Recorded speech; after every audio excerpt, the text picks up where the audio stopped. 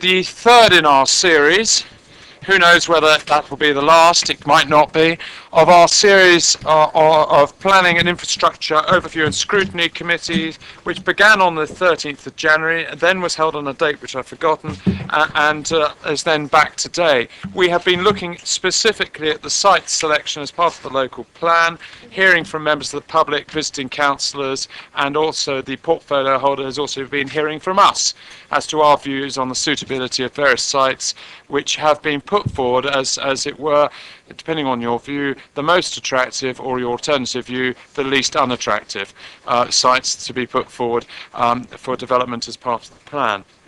We do have a recommendation at some point we will get to, and there may be one or two other issues we have to consider. Can I begin by reminding members of the public that the fire exits are out there, and you meet on the grass. This meeting should be webcast. It is being webcast, so please remember that when you comment. Can I also thank the members of the public and visiting councillors for their patience. Some of you have had to wait now for some considerable time to have your opportunity to speak. We have done our best to try and forewarn you of when that will be, and you had a pretty good idea on the last occasion, if you sat through the last occasion, that we might not get to Bramley and other sites until tonight. But can I thank you anyway for being patient with us. I hope from and I believe from some of the positive comments that I've received, you have seen that we are listening and doing our best to articulate and wrestle with the difficult issues. And can I also remind members who sit round these tables that, of course, we know that this isn't an easy issue for any of us to have to try and formulate our views, but at the end of the day we have to try and do it. And as I said on the previous occasion, when one councillor then replied, oh, but it wouldn't be quite the same, would it? At the end of the day, it doesn't matter who's in power. We would have to carry out some form of process, whether it's exactly the same or somewhat different. It would still be a process of site selection, and unpopular as that will be to those of you affected, I'm afraid it has to be done, and we don't do it with an easy hand or a light heart. Can I begin by telling the committee, because you may or may not know, you may have had this magic piece of paper, that we have two people who would like to address us on specific sites tonight, which is fine. It's even better that you've waited tonight. I did give that opportunity when we started all of this to say that if you wanted to wait till your area came up, you can. One is Ridian Vaughan, who we know, a former councillor, and he wants to talk to us about Bramley. Then Marcus Nason may want to talk to us about Overton, I understand. Mr. Nason, can I say that we're going to go in alphabetical order, and Overton is a little way down our agenda, but not too far, I believe. And so if you have the choice to go straight after Ridian Vaughan, or to wait until we get to Overton, what I'll do is I'll ask you at the time. All right? So there's 2 minutes from Ridian Vaughan, please.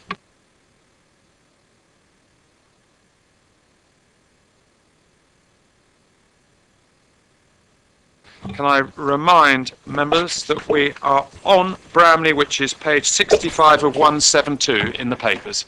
I hope all of you have got that open, because you'll probably be able to follow it through. There are two sites there, BRAM 005 and BRAM 010. Ready. Thank you, Chairman and members. Though I'm no longer a member of the Council, I continue to work closely with Ranel to support the residents of Bramley and Sheffield, and I'm here to speak for them as a long-standing resident of the area and someone who has had the benefit of past planning experience. The offers of proposals for Bramley and Sheffield are frankly unacceptable. Too much, too fast, and without proper consideration. I recognise that homes have to go somewhere and that there will be some development in our part of the borough, but I believe there's a better solution than that which has been put forward. I would submit that BAS 122, SOL 002 and the Bramley Neighbourhood Development Plan allocations should be removed entirely.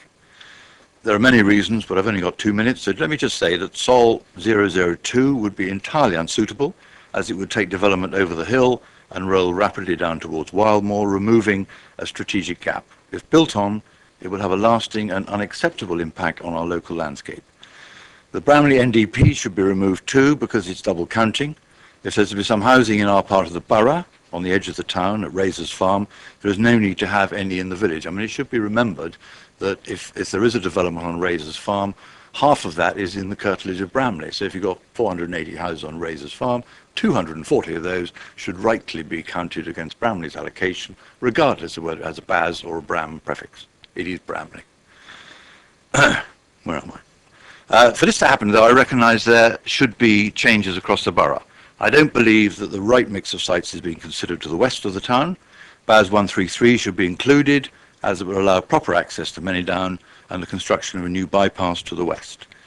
Clearly, if Bas 133 is included, then 132 and 114 might not need to be.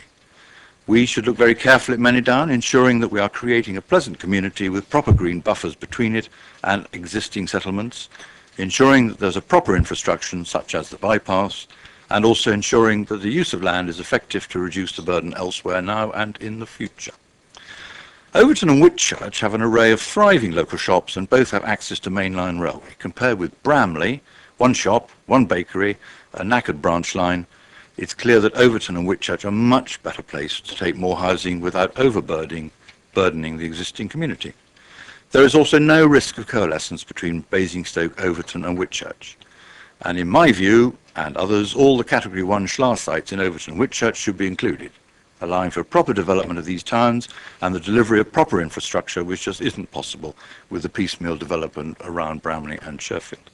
Furthermore, officers should look again at Tadley to see if there are any smaller sites that could be allocated there or if an NDP is suitable.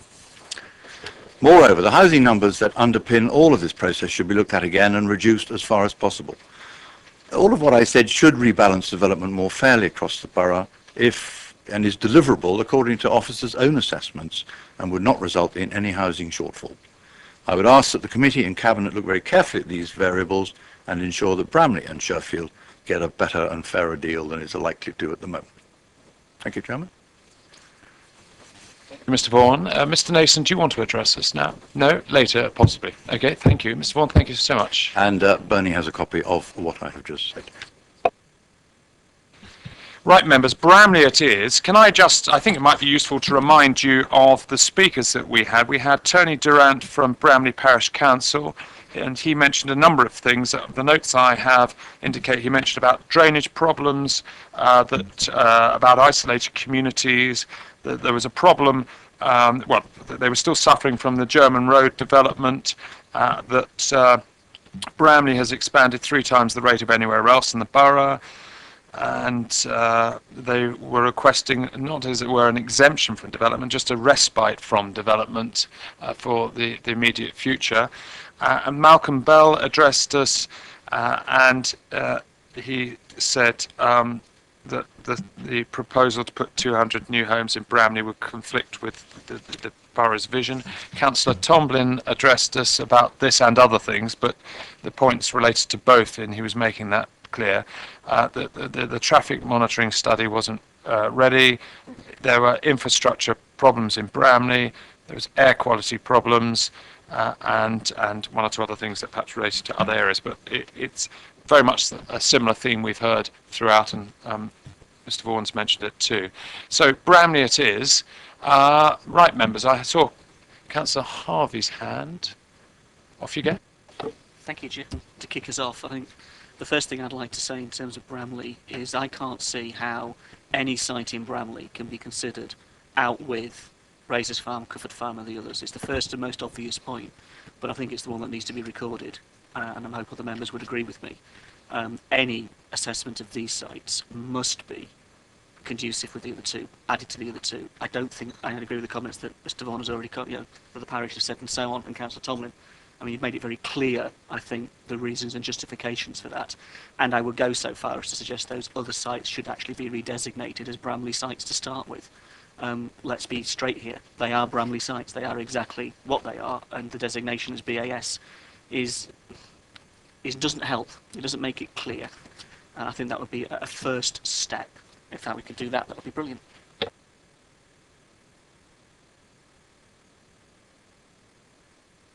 Any other comments on the Bramley sites? Yes. Thank you, Mr. Chairman. I agree with Paul. The sites should all be considered as Bramley sites. But at the last meeting, I think the committee and the speakers that were here fairly rubbished the whole idea of Razors Farm and Cufford Lane. And I think that would remove the 240 that Ridian has said would be counted as Bramley sites. So I still think there is a potential in Bramley to take 200, but not yet. I would put it towards the back of the plan period rather than putting it up front, and I would leave it to the neighbourhood development plan to be brought forward in due course and let Bramley decide where they should go.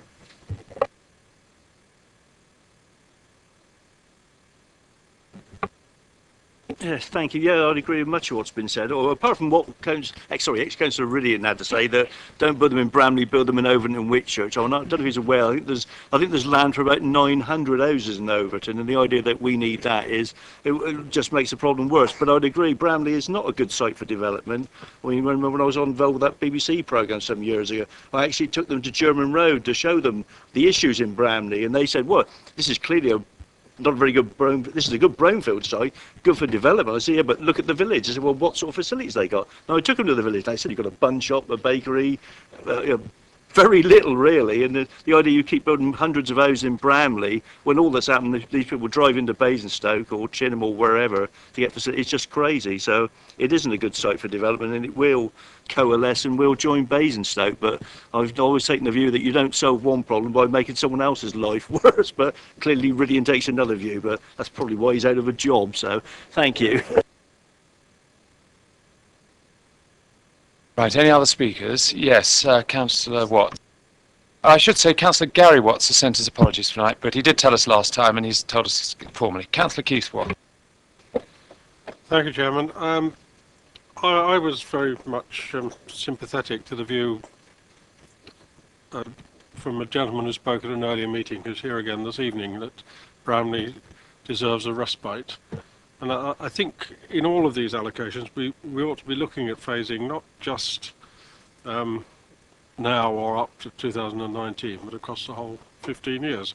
I think actually that it could be argued that Overton deserves a respite, but that doesn't mean to say they shouldn't have the houses in the long run. So I'm very sympathetic to the view of phasing Bramley later in the 15 years.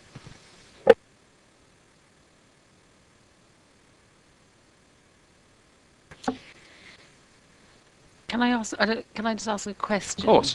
Who you want to ask it to? Andrew. Mr. Hunter.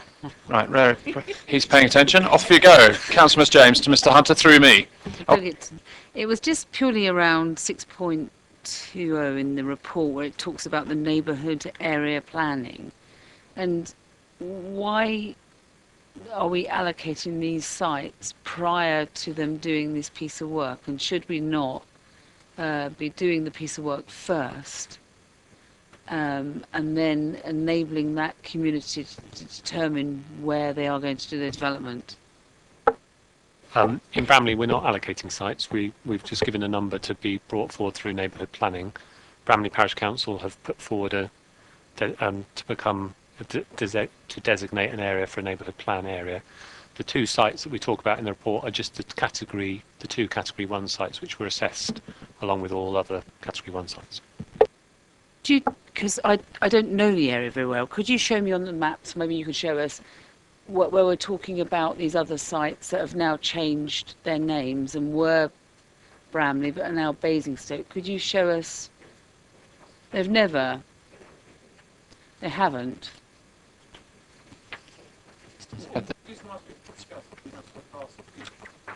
The Cufford Lane and Razors Farm.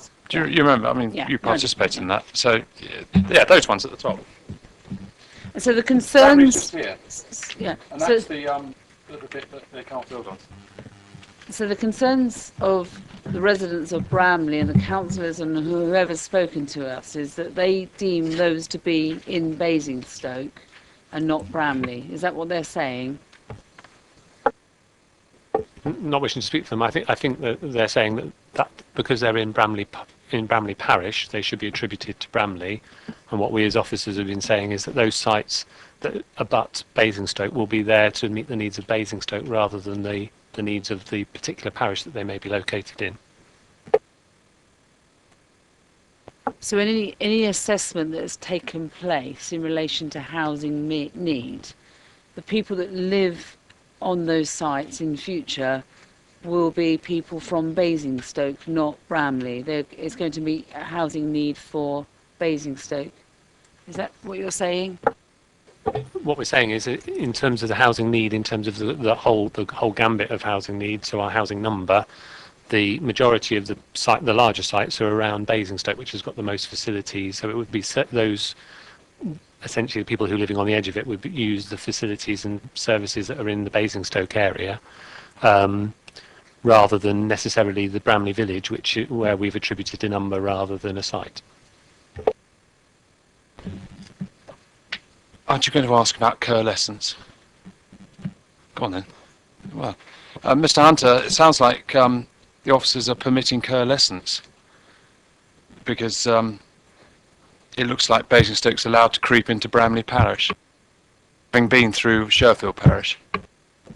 I think you'll probably be aware that lots of the sites that are around the edge of Basingstoke aren't within Basingstoke, they're in other parishes, but they all are adjacent to and abut Basingstoke. The coalescence point would be with Basingstoke and Sherford on Loddon or something like that, where you've got a built-up area and no space between the two. None of these sites would stop there being a gap between settlements.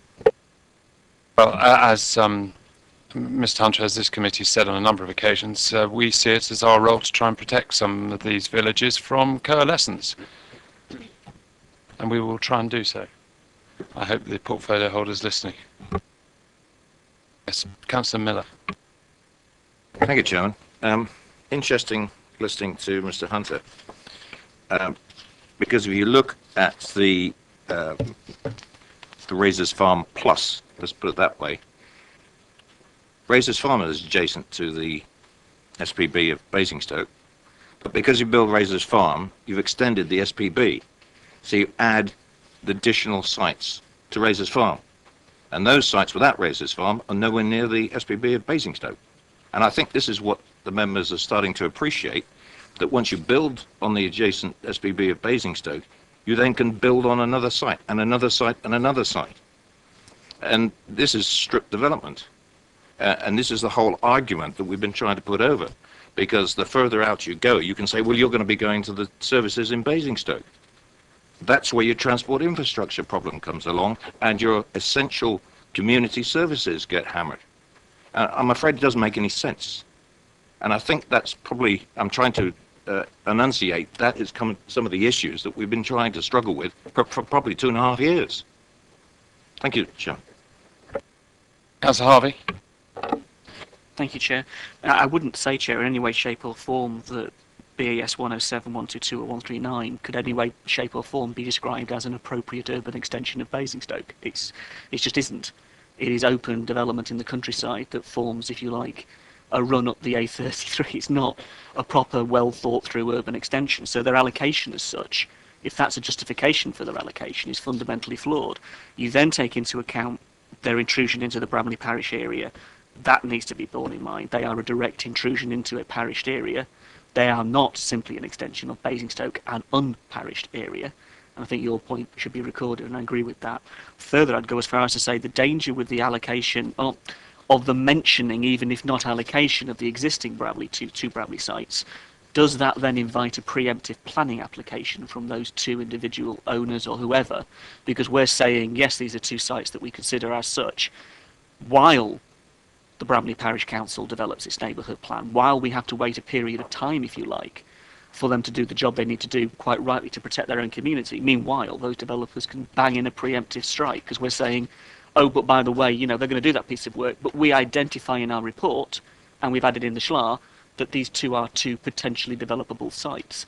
So I wouldn't talk about the Bramley sites. I would just simply say, here is an allocation to Bramley, get on with the job of doing your neighbourhood plan, we support you in that, you choose in the future, and that strength of wording should be noted by the local planning authority as a direction of travel for any preemptive planning applications that are made by developers. Let's give Bramley a bit of security rather than, you know, sticking 2 neon signs over 2 sites that they may not choose to want to develop in the future. Let's help them. And that kind of goes for the other villages as well. That goes for the other developments. You know, if there are these neighbourhood planning opportunities going on around the borough, let's be consistent in our approach to any identification of potential sites.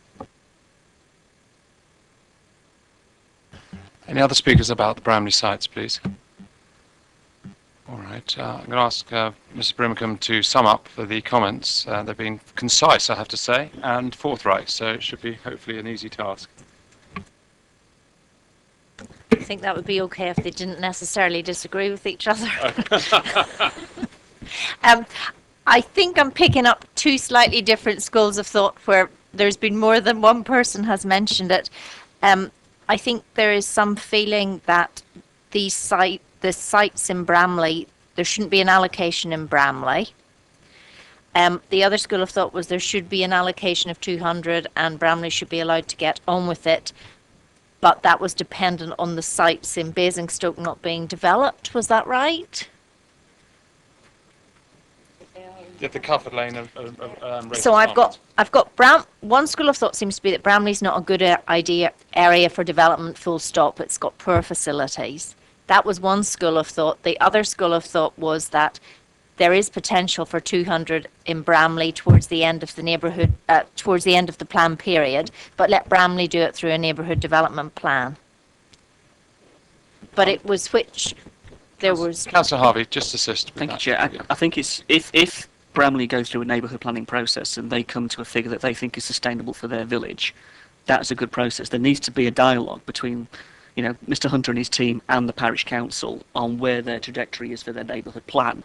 That should then give you a figure to put in. Now that should be a consistent process across the board. It shouldn't be, we're going to pick a figure out of the air and then, you know, box them into a corner. There needs to be some kind of dialogue here. So maybe there isn't a resolution this evening that can be reached, but the comment is, I think that BAS, the sites, Cuthert Farm and Razors Farm, should be designated Bramley, and they need to be thought of in the context of whatever the neighbourhood plan comes through with. You can't just talk about them in isolation. They're fundamentally linked. Yeah, I mean, in a sense, you know, you knock out Razors Farm anyway, Cuthert Farm becomes undevelopable because of the, Councillor James's point is relevant. But I would also say, Karen, that if we're going to go down the road of a neighbourhood plan, the 2 sites that are currently suggested in the other documents give rise to a concern that those developers could say, right, we're going to bring forward a preemptive planning application to beat you to the punch because you as a planning authority have already said these sites are the developable ones in Bramley. That might not be the conclusion that Bramley Parish Council comes to itself. So it's how do you reach a form of words to give them security in going through their process.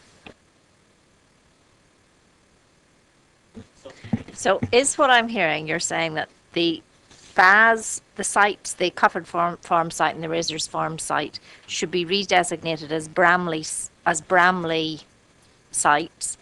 Then there should be an allocation worked up with Bramley Parish Council for a neighbourhood that they can then work through for a neighbourhood development plan, and you'd be recommending that whatever happened in order to allow some time to recover, that anything is phased towards the end of the plan period. Is that roughly what I'm hearing? Yes.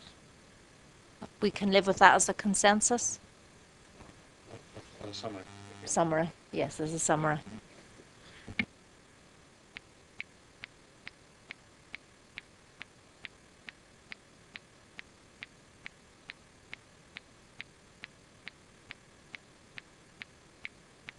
Right, let's move off Bramley and move on to, I think it was Overton. Yes, Overton's been mentioned already. Now, right, Mr. Nason, do you want to address us on Overton? It's now or never. Well, it doesn't have to be. We could hear from you later if you want, but it's better now. Oh, that's right. Well, look, the way it works is I'll ask you who you are. We didn't need to for the previous speakers. We knew who he was. I'll ask you who you are. When you're ready and you've told us who you are and why you want to say something, then I'll just get the timer going and you'll get 2 minutes, all right? So just put the thingy on and... the big black one. That's it. The That's big it. button. My name is Marcus Nason. I'm part owner of OV007, and I'd quite like to develop it, purely for selfish reasons. I guess they'd be seen as that, but I'd also, Just pause for a second. yeah, go on. Right, so I'll pick up the page. OV007.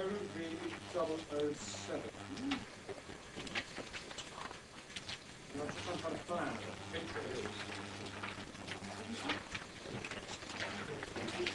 See this? Oh, I've got a magic hat. That's a Sylvia waiting for you to tell me I should have seen for it. Where is it? Where is it? You've got this magic hat. They're not numbered. 007. The one that you've just been given, it's the... There it is. Yeah, right members? Okay, far away, off you go. Originally, I believe it was redlined in the last bit of information I had from you.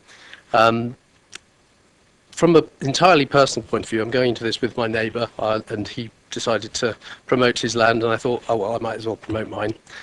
And I'm purely on that specific point wondering, had I offered it up on its own, and all my land is all the road frontage opposite the school, would it have been a more desirable site than the whole site? Though it's only a tiny little site of 2.5 acres. So that's a question, really, because I know very little about these things. I doubt I'll get an answer straight away, but You're not here to ask questions, you're here to To just promote. express a view. Yeah. Okay. And I just think it's my particular piece of land, and part of my next door neighbour's land as well, would make a very good choice, partially to alleviate traffic at the school, because I actually live on that corner, and the school traffic there is absolutely abysmal. And if a loop road were to be put around on that piece of land, and a small number of houses around that road, you would actually have, I think, it would add to the usefulness of that area. Because when I go up there, I walk my dog there today at 3:30, and it's absolutely rammed with traffic. And if you had a road looping through, it would come as a free road if the development were allowed. So I also think its proximity to the school is ideal in this this day and age where we're all trying to promote less traffic on the school run. You'd have maybe 10 or 15 houses. I don't know how many would be allowed there. I've not done my homework on this at all, but I just wish to promote it in my view. That would actually bring a benefit, certainly, to the calming of traffic. But your decisions are not something I haven't actually looked into this at all. So here I am making a bit of a twit myself. But well, I just particularly, I think it's an obviously good site. It's walkable to the station, and houses next to a school. I just think it's a very good site. Personal view, which I obviously stand to gain from. But yeah, I've said my piece. But not wishing to disassociate from Mr. Patterson, who owns a larger part of the land. It's just literally, if it were to make the difference, he and I have said, fine, go our separate ways. So I just wish to say that. Okay, thank you. Yep.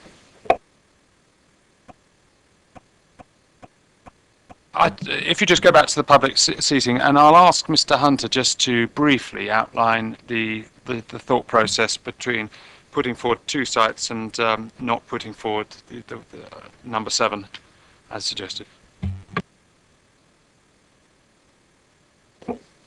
Sorry, Bromley's going to answer. I think the site was originally assessed in 2 parts previously, and then it was the decision of the landowners to look at it again comprehensively, so it has been assessed both ways.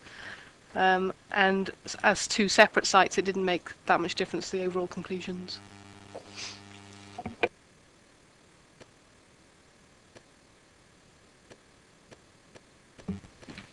well, as we come on to Overton, I want members just to pause for a moment, and I want to just wrestle with you a little issue. One of the things that we are doing is we are making recommendations as well as our thoughts to the portfolio holder. And should the portfolio holder choose to say, well, the existing sites as recommended by the officers, I'm going to reject 1, 2 or more, and just supposing the existing housing figures in the parameters put forward remain the same as they are, one wonders where the alternative sites are going to be and what discussion will we have had on them, the alternatives. In other words, the Division 2 sites, the officers say these are pretty good, and if the housing number went up to 1,000 dwellings per annum, they would be in the frame, but it isn't, so they're not. And it seems to me that we ought to be looking at, as it were, the Division 2 sites, because otherwise it could come a point where, should the portfolio holder consider any other site that we hadn't looked at, like we've done over the last 2 sessions, some of you might be concerned that we hadn't looked at them and hadn't heard representations upon them from you and anybody else. So what I'm going to invite at this stage, because they're here, is that we invite, if anyone wants to comment on the ones that, as it were, are Category 1 sites in Overton, but are not included, in other words, as I see it, 3, 6 and 7, then you're welcome to do so as well. Now, Councillor Watts, do you want to say something about that just for a moment? Not about those Overton sites, but I thought I made it quite clear at the last part of this meeting that I think the additional sites should be found on the Manydown land. And we're going to do that as well. All right? But it's a question of getting round to it, all right? So we'll do that when we've done this, all right, after W for Whitchurch. Councillor James. Just so I understand that, what you're proposing tonight, in equity, have we done that in relation to other areas? We will do it, because we haven't. Right, All right. we're going to do it for yeah. We must do have a look at some of the others. There's a list at 6.12, I think it is. Yeah. 6.12 in relation to the Basingstoke sites, the west of Cufford Lane, the Lodge Farm, the Hounsome Fields, and parcels 3 and 4 of Manydown. Now we'll need to. My only concern is when I asked to talk about we have an additional 7 units, and that's all we have, and we were required to have 10%, I think it is. I was told it's going to be on a later agenda, so I think until we know what approach we want to take as a committee, should we be discussing it as you're proposing, or should we come back once we looked at our approach that we wish to take? Well, this is about having a reserve. Well, the position is this, as I see it, that at some point we need to make sure we are considering more sites than the portfolio holder must look at. If we just look at the officer recommendation and he takes a view, who knows, that he doesn't agree with it, then we won't have discussed wherever it is that he might be looking at, which might be something that we would think, well, we ought to have discussed that with him because we disagree thoroughly with what he's suggesting, more so than the ones that we've previously been discussing. So it seems to me that we ought to just give him the wiggle room to make his decision by having more sites looked at and discussed by us. So what I'm proposing is that we look at the other sites in Overton as we go through, the other sites as we go through the other areas, and then we'll come back to those Basingstoke sites at the end. And hopefully that will have meant we would have covered enough that if there's a change either on the housing number or in the site selection as recommended by the officers, by him, that those other sites would be the ones that he would alternatively fall into. But should we try it and see how we get on? Because if it unravels for some unexpected reason, well, we'll have to cope with it. Councillor Taylor, I think it was the first meeting, talked about another option, another way forward, in that we looked at the villages outside of the SPD. So until we know what approach we want to take for reserve, I think we ought to have that discussion. Tell you what we'll do. Let's go through the villages as we can. Let's come back to those other parcels at the end, and if it's felt appropriate, we need to have a bit more of a discussion, then we'll have that discussion. But we'll do what we can do as we're doing it. Right, Councillor. It's on this very issue, Chair, and officers might be able to help here, because one of the things I'm always keen to avoid is one in which the portfolio holder is given too much power inadvertently.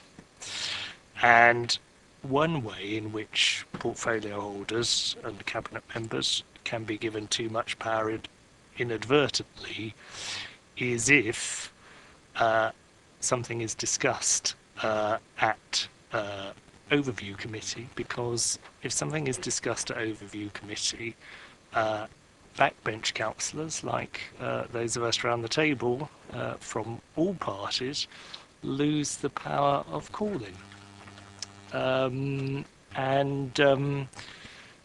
just wanted to check about the process, because... Let me cut you off, Councillor Shaw. Calling is where it's gone wrong. We're trying to make sure it doesn't go wrong. If you want to make sure it does go wrong, keep going on. I'm trying to make sure it doesn't. The members of the public want to see us get this right.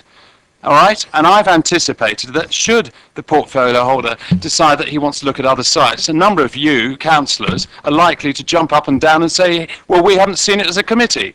Now, I've spotted it. If you don't like the fact that I've spotted it, so be it. But I'm not going to let the portfolio holder walk into a trap that it sounds like you're trying to set for him.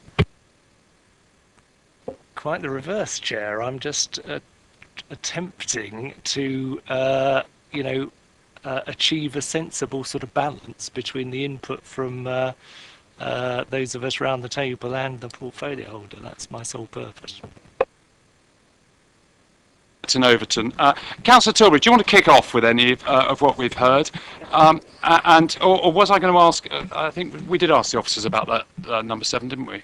We did, yes. Yes, Councillor Tilbury, do you want to kick off and say what you think?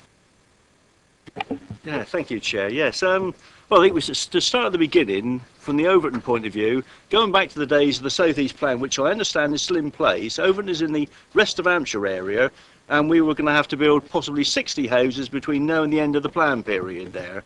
And that's still the case there. And that was based on a plan that went through the system, that's been looked at and said it doesn't make sense to build thousands of houses on that side of the borough, because there isn't any employment there and all those sort of reasons there. So, and we were looking at that time a housing figure that we produced, not the one the government imposed on us at that time, of 745. We're now looking at a larger housing number in a period of economic stagnation, which just seems crazy anyway. But so that's the basis for this. So we were looking at, and we were told we would only get a small number of houses, and people in Overton were generally quite happy with that and would accept a reasonable number of houses. So, and now suddenly we find we went to the last local plan that was thrown out, and they stuck 120 in there on one site.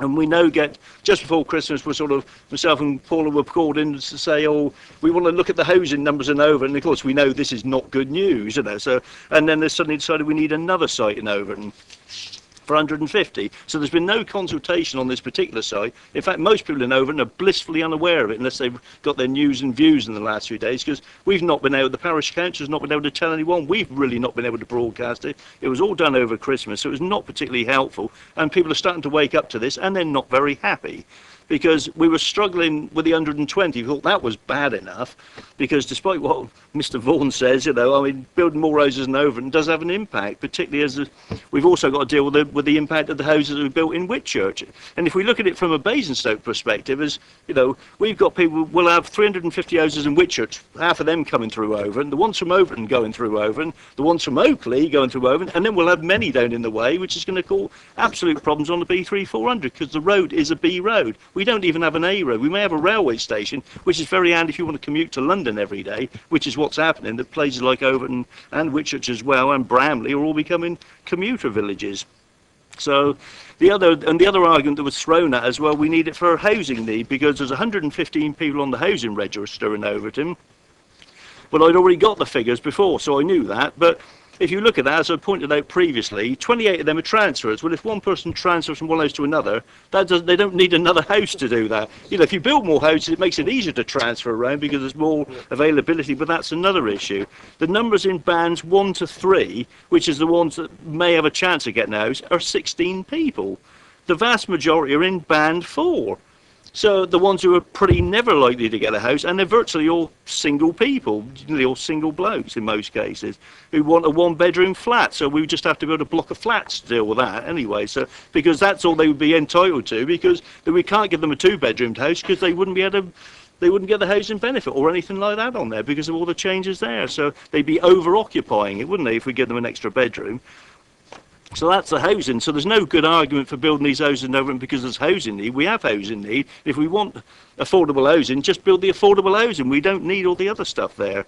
Now, we sort of, I think Paula suggested when she spoke about, you know, possibly a neighbourhood plan and whether we could look at this and see if the site that's being proposed, the OV004, whether that's the most suitable, because there are all sorts of issues with that. It's right on top of the hill, and it will dominate the village because you'll have to have a large junction in there with street lighting and all that, and you are spreading because Overton is in a valley, it's in a river valley, and we've already spreading all up the sides and all round there. Well, we could possibly do neighbourhood planning, but the trouble is because of the large number of houses they're proposing, and the other issue is if you go back to the original SLA, all these sites, the 120 site was 150, this one for 150 was 200. Well, we know what happens because we got caught like this before. In the last local, or the previous local plan, Foxstone was supposed to be the 55 houses that should have been built as the last two phases. That became 75. Overton Hill was 60. That's what the planning inspector said. But for some reason, this council decided 60 really means 100 or 99. So we actually got far more anyway. So I don't even believe these figures. 270 will turn into 350, 400 anyway, even on these two sites, because that's the sort of level of housing will fit on there. So that's the other issue there. So.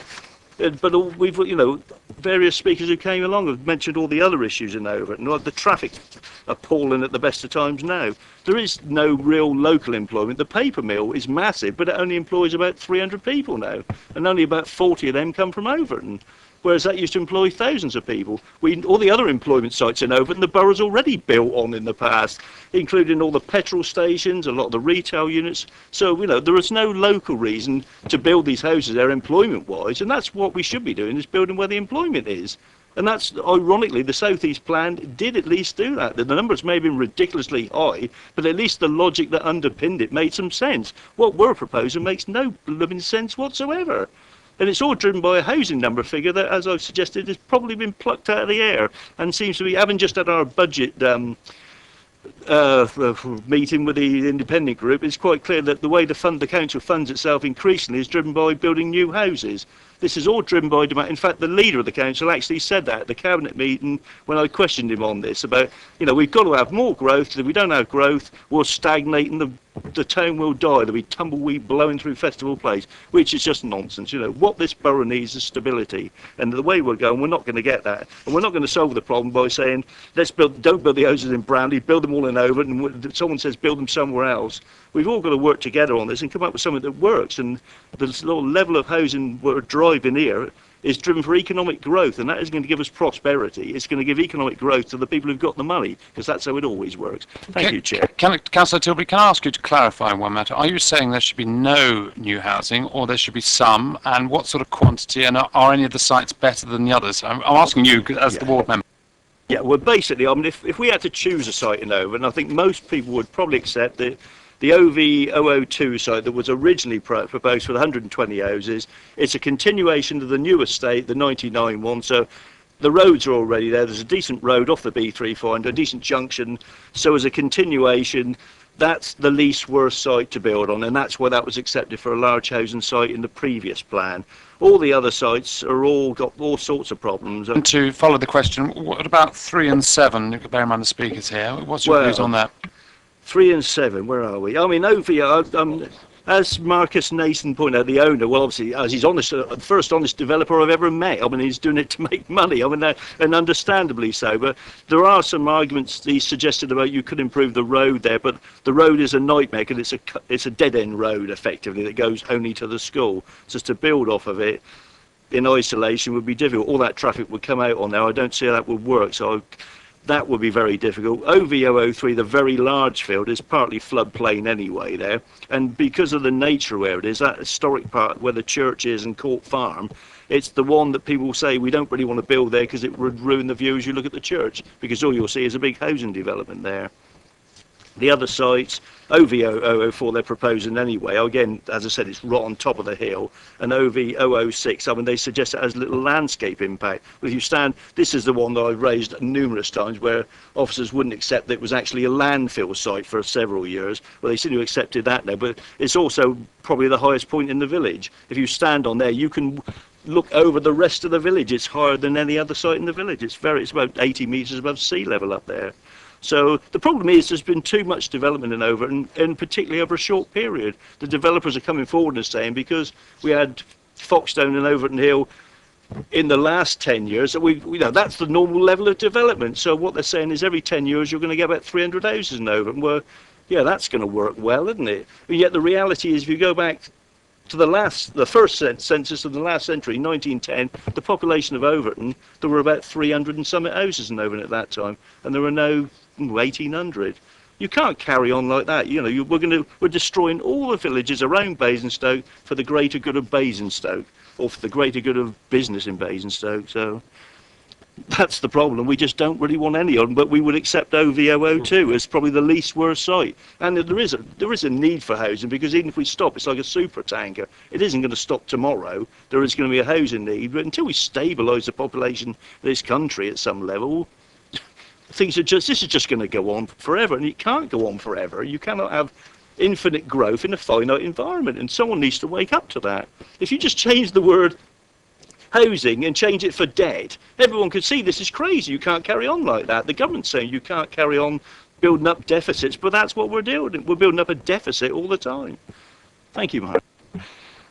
Can I just remind members, because I forgot to do it, that we had a speaker called Peter Baker from Overton Parish Council who told us that the B3400 was very narrow, that there were 1,100 new homes just over the border, not far away in Winchester or Andover, and that the doctors, surgeons and schools were full to capacity, that he didn't think that Overton should be seen as a dormitory for commuters to London. We had a speaker called Brian Langer from Overton Parish Council who thought that if Manydown was in the plan, then really there shouldn't be quite so much need for this many houses in Overton. And he said a number of other things, including the fact that we should remember that Overton is a village and it should be kept as a village and not end up getting so big that it was going to turn into a town. Councillor Paula Baker, as we've been reminded, also spoke. She indicated that sites 2 and 4 should be at the end of the plan period, if they're going to be in the plan, as there has been significant recent development. She said the village was wonderful, but it has chronic infrastructure problems, and that if new development occurred, it really couldn't be put in the centre of the village because of those problems. And when there's been development before, it really hasn't led to any new infrastructure being created.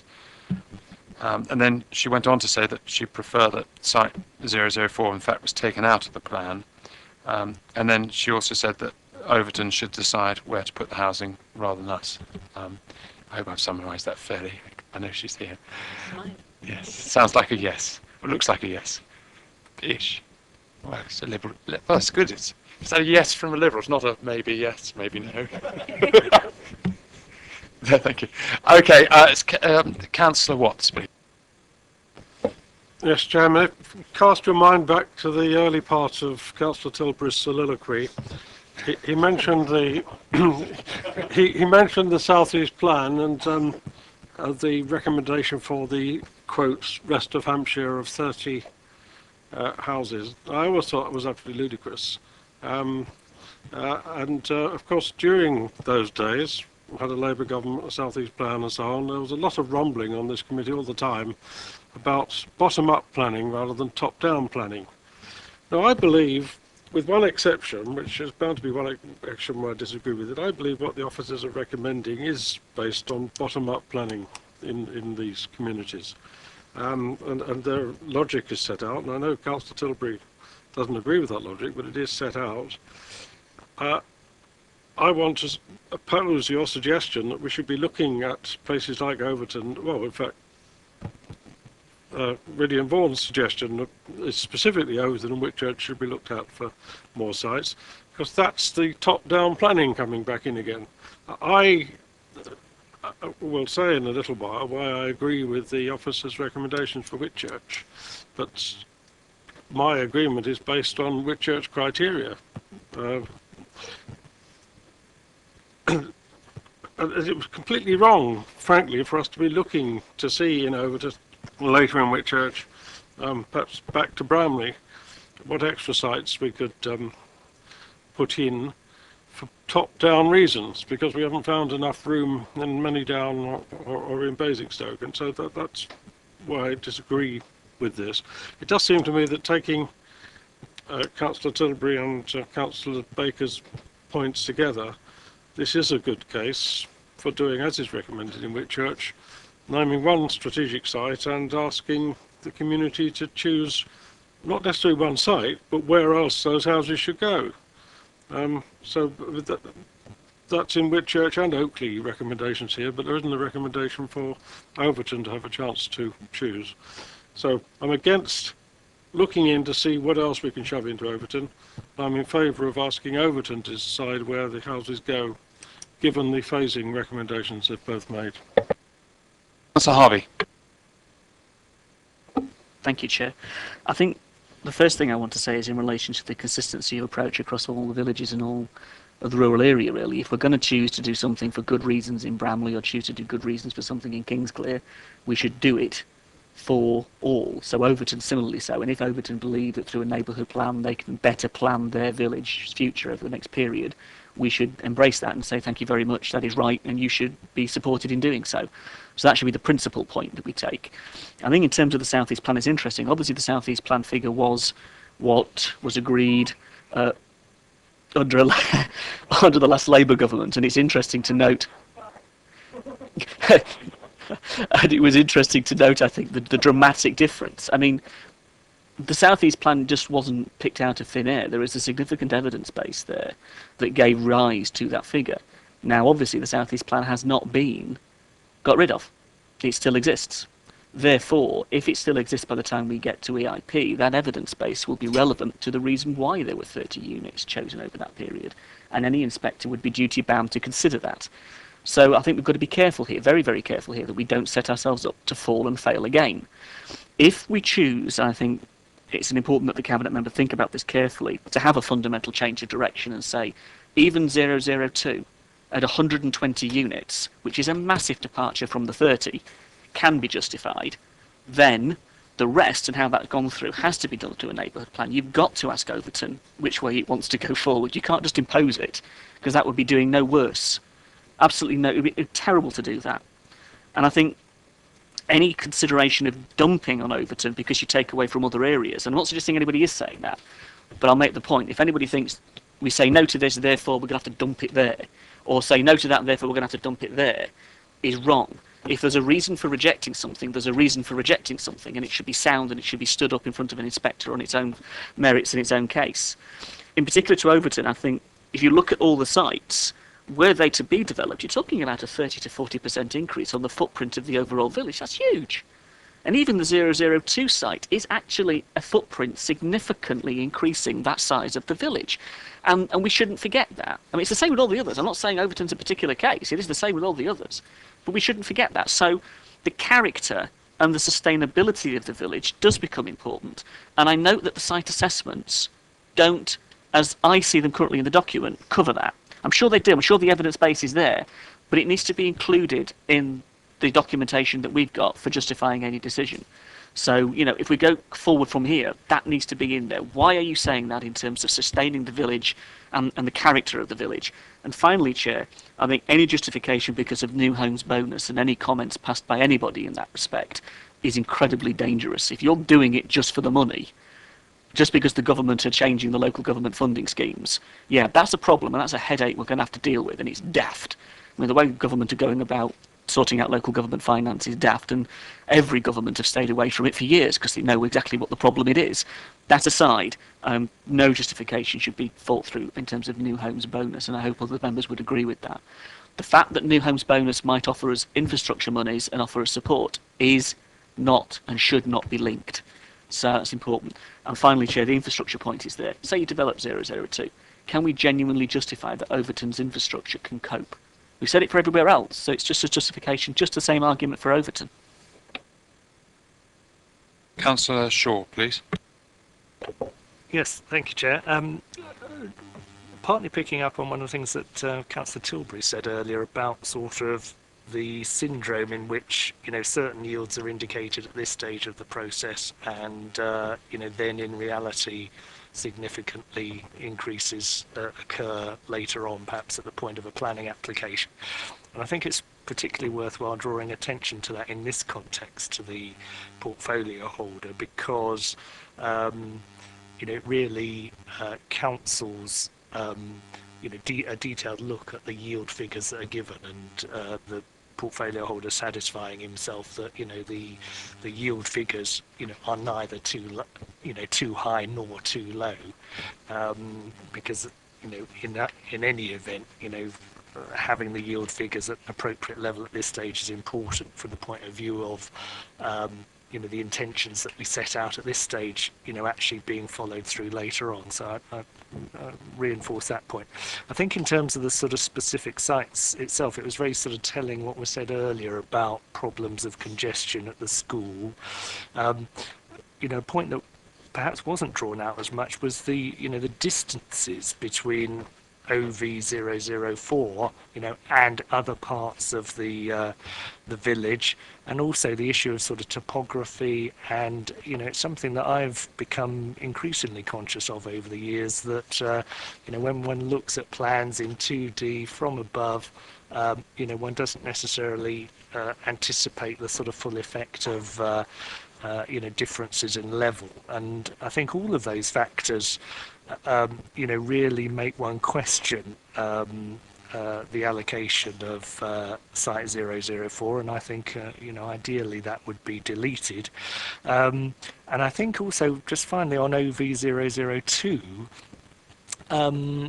something that hasn't been drawn attention to yet, I don't think, is the fact that, you know, in the plan as it was originally proposed a few, you know, short months ago before being withdrawn, OV002 was in the final 5 years of that withdrawn plan, and now in terms of phasing, it's now in the first 5, and you know, I really sort of question how that has precisely come about, and how it's suddenly the case that something that was thought of in terms of being delivered you know, really a fair number of years in the future, you know, is now shunted forward.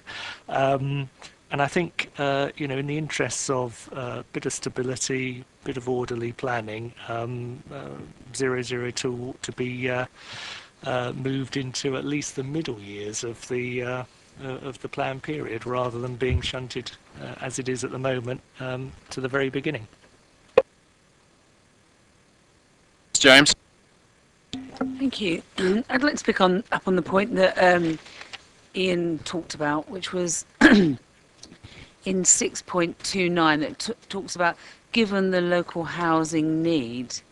We haven't really raised this as a committee over the 3 nights, but I would like, in relation to each one of the greenfields, for the officers to give us a breakdown of those housing needs in relation to each of those areas, because I'd like to understand what they mean by housing need, and do they are they talking about transfer, and we need to understand exactly what they've included in their assessment, which has enabled them then to look at what sites. So could I first ask that the officers... Is that Mr. Is Lamb that possible? who's going to answer this question? Or Mr. Hunter? It's... We can circulate some information on that after the meeting, and put it into the report to the Cabinet. Obviously, we're meeting needs in a general sense, as I said earlier, so we're meeting a housing number across the plan period. So we're meeting needs for people who, from our population growth, migration, as you all know from the housing number. We've also obviously looked at that, the needs of people who have on the list, if you like, and it's quite difficult, I suspect, to pinpoint the number of people who would live on this particular site. Because Basingstoke, we would know the general number of people who would be on the list, etc. This is just one aspect of why we're looking at the site. So we're looking at availability, we're looking at need, all of those sorts of things, and then coming out with a combination of approaches that enable us to then say, well, these are the sites that we should take forward. James. But the report says, given the local housing need, so we're talking about Overton, that's the section that we're talking about here. So I'd like to, if we just use this as an example, I think we should look at it on each site. But if we're just talking about Overton, we're not talking about migration, we're looking at local housing needs. So I'd like to understand, in writing this report, what you meant by that and what evidence there was for that. And also, Mr. Hunter. sorry. I think we were probably quite clear in here that it was the need from the list. It's those who's own bands 1 to 4. Councillor Tilbury's already talked about those. That would give you, if you were to achieve the 40%, but on that basis, then that would give you a general number. That is one factor in which we've just looked at in terms of site delivery.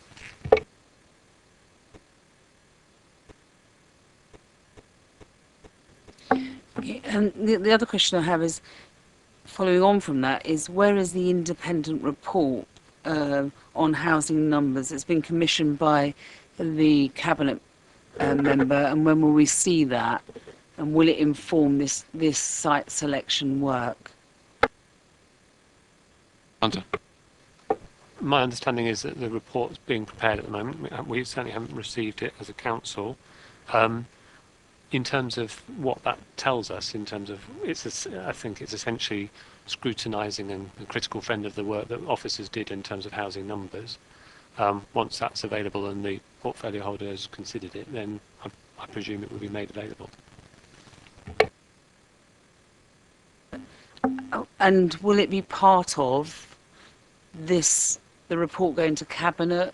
How will he be given it, and how will we as members get to see that piece of work? How will it inform the work of the site selection? I certainly think the portfolio holder gave an undertaking that would be shared with members. We haven't confirmed, he and I even haven't discussed yet how it's going to be, whether it would be through a workshop, whether it would be through an overview committee. It wouldn't necessarily look at the site selection process. It'll be looking again, because I think when Cabinet made the original decision on the housing numbers, the 730 to the 770, they stressed very strongly that that was the provisional figure, that they were going to be looking at further data and stuff like that, and that they would be looking at the number again before we went out to consultation on the local plan. So it's really to inform that, rather than site selection. Clearly it will have a bearing on the site selection, because it would either, you need fewer sites or more sites, depending, or the same, depending on what you decide. Can I just make a request, a public request, that we don't have it in a workshop? I want it in a forum where it's public and the public can come along. So I do hope, Councillor Sherlock, that you hear my request, that when we have the findings of that independent piece of work that we as a Labour group did not support, that you do bring it back to a public, an opportunity for the public to come along and hear those findings. But my other question... It's a bit like the Stig. I think that means he's heard what you said.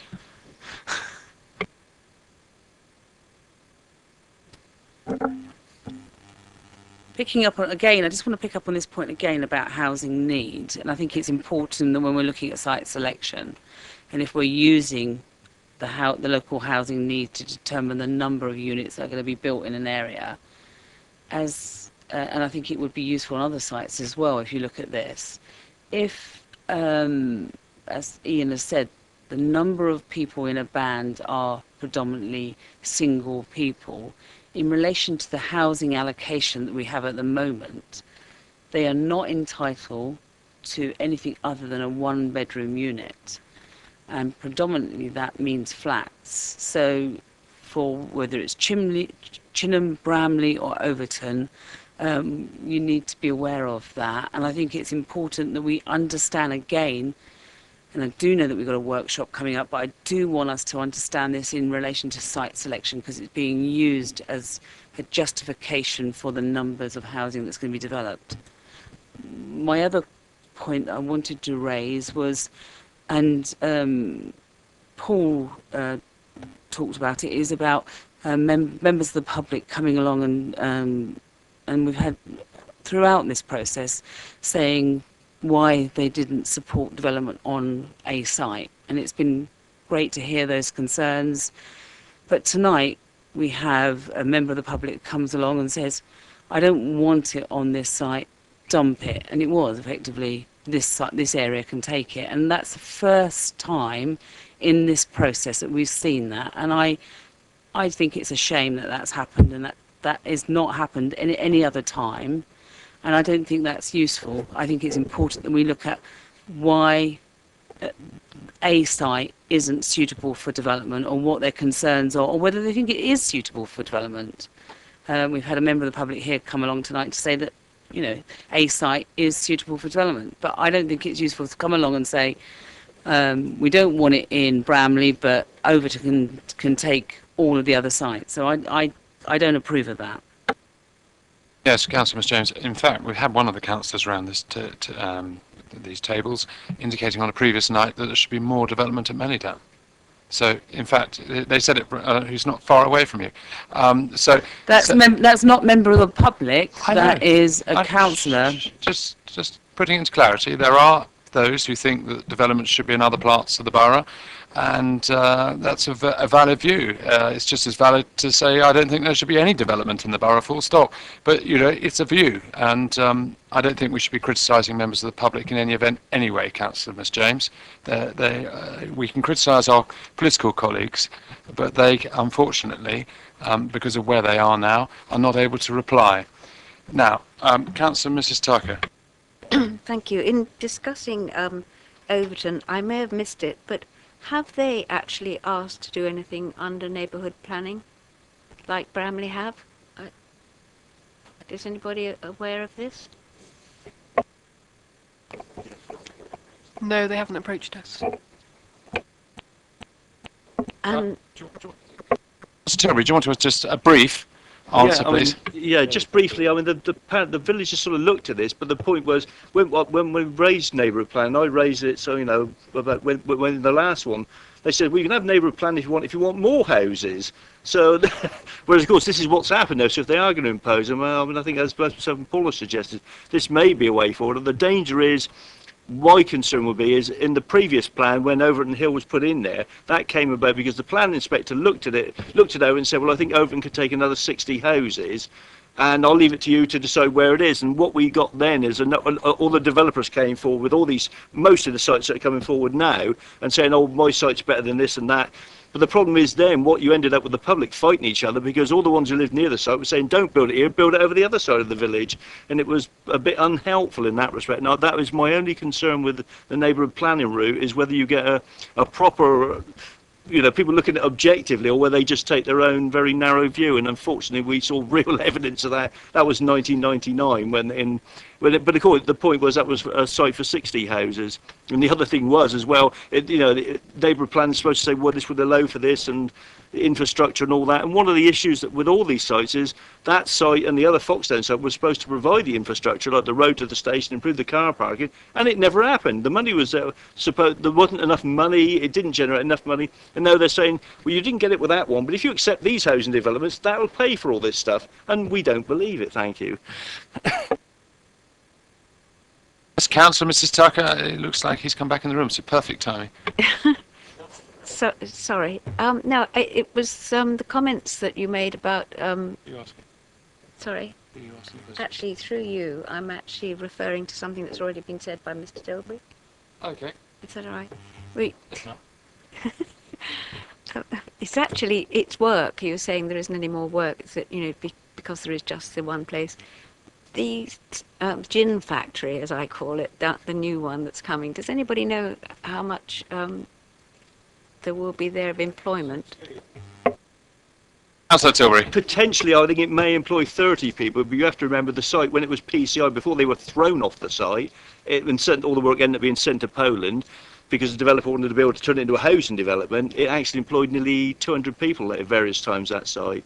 Because it wasn't just PCI, there were about 5 other companies, smaller ones on there. It was like a little industrial estate, but that was clearly ignored at the time, and it was just treated as if it was just one particular company. So it will create work there, but there's still a net loss of 170 jobs. And I say, all the others, and that was the only, and that's technically not in Overton, but they argued it was in Overton, and that's what made it sustainable, although it's actually in Laverstow, well, as you know, Marilyn. Councillor Harvey, you're on the starting block. Off you go. Thank you, Chair. Just to say, in terms of the contributions this evening, of course, some people are more political than others because of their former histories, so we shouldn't escape that point either, just to retort to yourself. In terms of driving forward, you liken the portfolio holder to the stick. Driving forward at a very fast speed isn't always safe and it isn't always responsible. So there's some measure and moderation in this would be appropriate. Can I? Sorry, just going to say the identity of the stick has changed over the years. Anyway, carry on. And I'm certainly not commenting on Councillor Sherlock's driving at all in that respect, particularly up and down the A339. The issue of numbers, I think, actually is relevant to this discussion on Overton, and it's relevant to the others. If we have an independent report that comes back after the Cabinet takes a decision on site selection and says 3 different things or changes an element of consideration because of what it has considered carefully through being a critical friend, then where are we with the developers? Because we've identified, stuck a big neon sign over the sites we've now suggested we want to select, or not, and the developers will say, well, regardless of your new housing figure, or regardless of what you've suggested, I'm going to put a planning application in because you've told me my site is developable. So it's a bit, the cart before the horse here. And I think the order of this sequencing is really important. If neighbourhood plans are what people want to do, they need to be given the breathing space to do it. And that should govern development in those areas. The difficulty with that is the legislation says you can only add to and not take away. So if we do allocate a site, for example in Bramley, or for that matter in Overton, we're in fact damaging that neighbourhood planning process by, again, putting the cart before the horse. So I guess my question is timing in all of this. We can sit around the table tonight and make suggestions, but how Councillor Sherlock actually goes forward with the decision making could make all the difference to anything we've debated around the table and all the public contributions, because he could get beaten to the post. Because if I'm a developer, I'm going to bang my planning application in to beat you to the punch of knocking me out for whatever reason. Let me ask Mr. Hunter, is it putting the cart before the horse to do a local plan ahead of neighbourhood plans? I think that might be... Yes. 2 points. In terms of where we are, this is, as you all know, we're talking about sites so that it enables us to take further, as officers, further forward transport work and other bits and pieces of infrastructure work, so that we can then finally report to Cabinet and possibly through Council in terms of the local plan before it goes out for consultation. So there's no finalised figures or finalised sites through this process. It gives us something to work with. It's when we, or you, agree the pre-submission local plan is at the point at which we are then saying to the public, these are the sites we think we should be taking forward, and that's how we'll take that forward.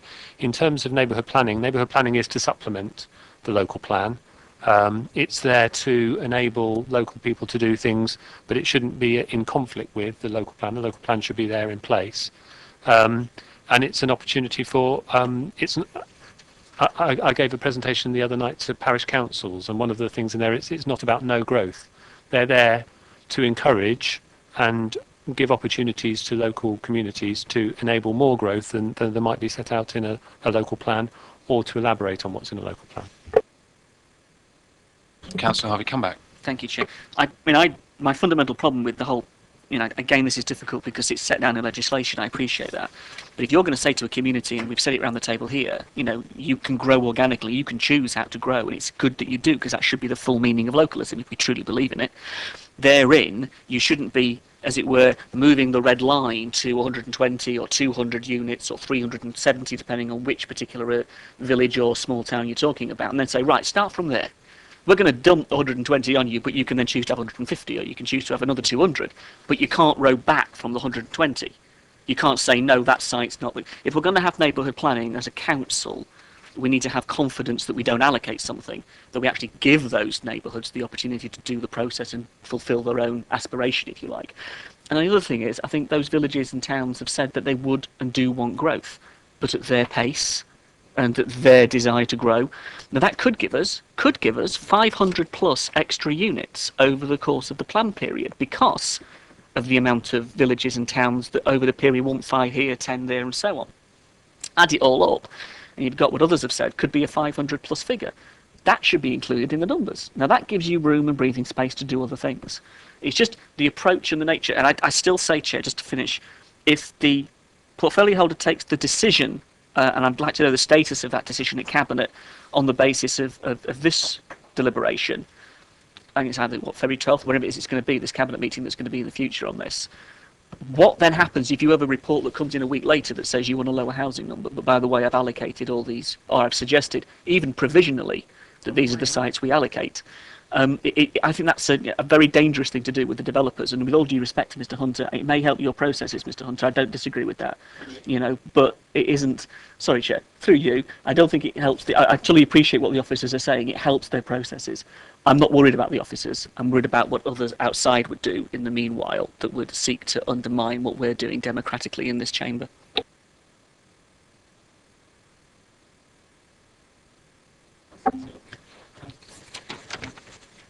I want to talk about 002 and the site assessment conclusions.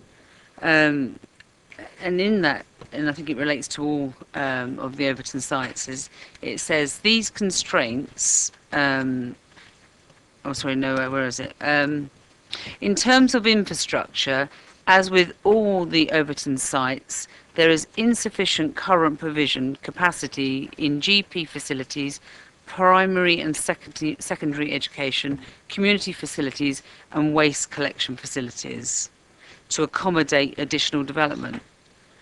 So we're assuming, and what it goes on to say is, however, financial contributions could be sought to refurbish and expand facilities capacity as appropriate, and therefore none of these elements are seen as overriding.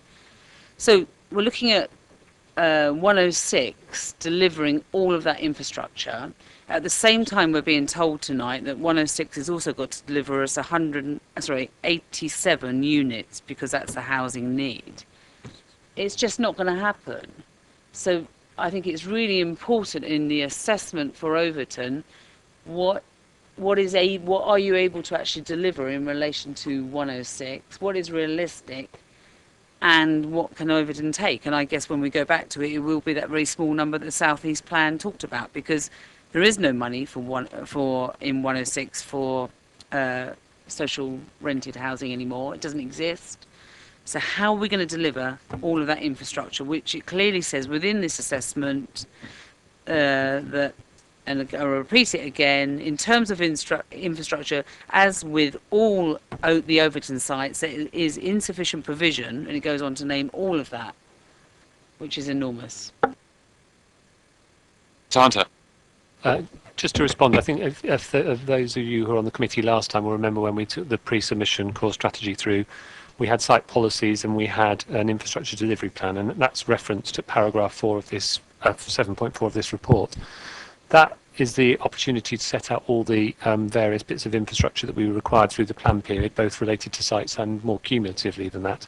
That will start to set out when that would be delivered, who it would be delivered by, and what funding sources there might be to bring that forward. So in terms of development, those are the things, the comprehensive plan on infrastructure is what you would see when you look at the pre-submission core strategy, and that would start to identify those very key pieces of infrastructure. Again, if you looked at the site policies that we did last time, we were very clear in those about what pieces of infrastructure might be required on and off site to make a development acceptable. We also, by the time we're talking about sites in the future, we will probably have a SIL charging schedule, which would then be collecting money on a tariff basis towards all sorts of different pieces of infrastructure. So it's very ingrained, in, if you like, in the local plan, and then how we deal with that through the planning process. So will SIL in the future be able to accommodate all of that lack of infrastructure or demand? How do you see, for example, in Overton, that all being delivered? Is it going to be delivered through those 2 sites? Because that's what this site assessment, this document is saying, that we need 2 sites. As with Section 106, the development will have certain things that we'll need to do in order to make it acceptable. So you would seek that, and basically SIL would be your ability to do that. Now, in terms of whether that can achieve all of those pieces of infrastructure, you may have to say this piece of infrastructure can't come at this particular time. We'd have to look at another source of funding. So, for instance, you mentioned New Homes Bonus earlier. That might be an area of funding that you would say, okay, these are the key things that come out of the strategic plan that need to be required over the plan period. We'll allocate as a council money towards achieving those things. So you have to look quite carefully at funding pots and how you might use those. But as with Section 106 at the moment, the delivery of infrastructure comes through the development, if you like.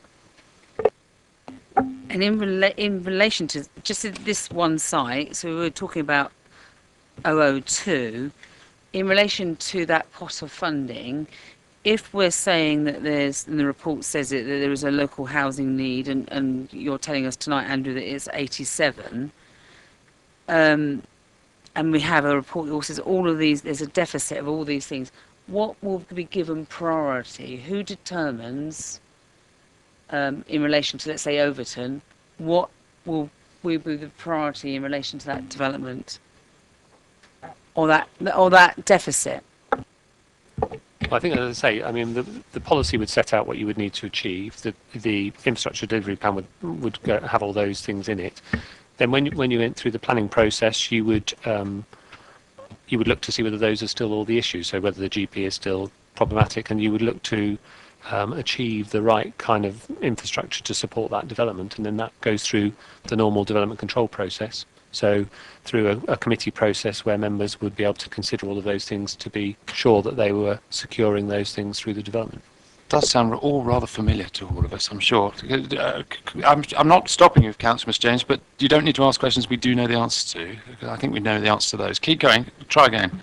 That's fine. And you raised it here, really, Andrew. What you said is that you may not be able to deliver on this development. What we saw with Kiln Farm coming forward in relation to the report for Kiln Farm is Kiln Farm was going to give the infrastructure needs for the previous development, because the 106 couldn't deliver what was needed on the previous development. So every time you do a development, it enables you to deliver the infrastructure you needed for the previous development. And that's effectively my concerns. We're not going to be able to deliver what we need for the past, but so the next development will deliver that. And it's just this rolling programme. And if we're actually ever going to catch up, we're going to have to deliver more development each time.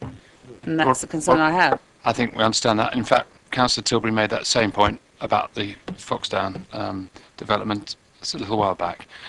Right, Councillor Tilbury, it's now your turn. Yeah, I mean, one of the points, I don't think it came out from the speakers, but the actual OV002 site, the developer has actually gone into Overton and put on an exhibition and said, we're planning to do this, and we're going to see if we can get it built almost straight away. Forget the local plan, because you don't have a 5-year land supply at the moment, and we think this is and it's a deliverable site, which, you know, in every terms it is. And that the danger is that could go through, while we're talking about it, they can put a planning application in tomorrow, as we've seen with all the Razors Farm, Kennel Farm, virtually any farm in the borough, virtually, isn't it?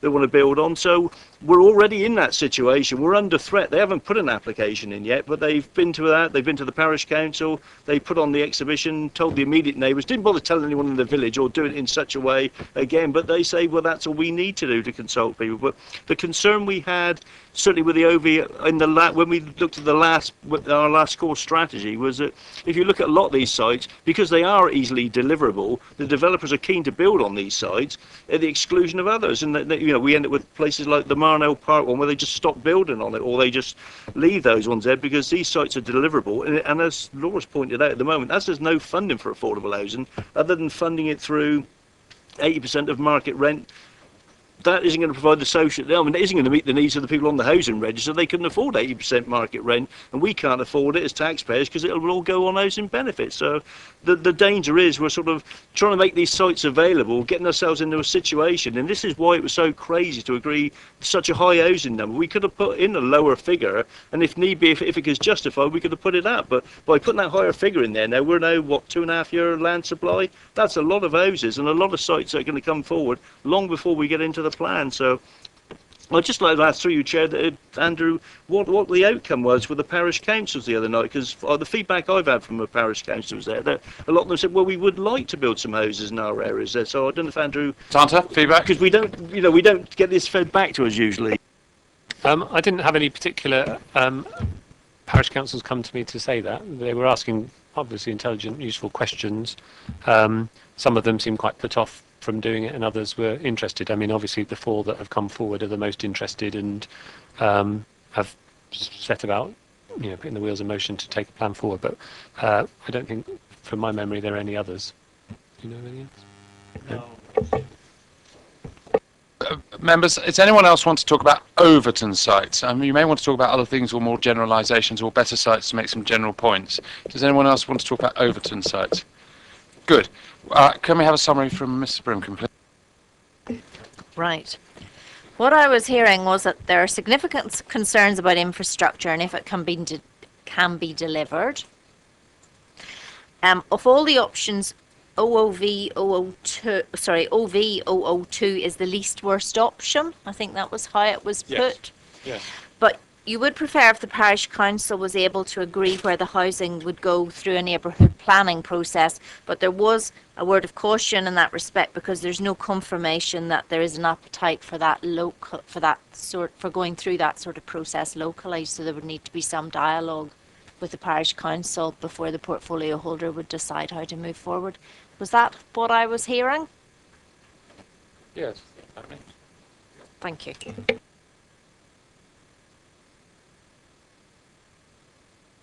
I think the other issues that were raised were around dormitory towns and the lack of employment. I think that needs to be in there. Yeah, that's the point.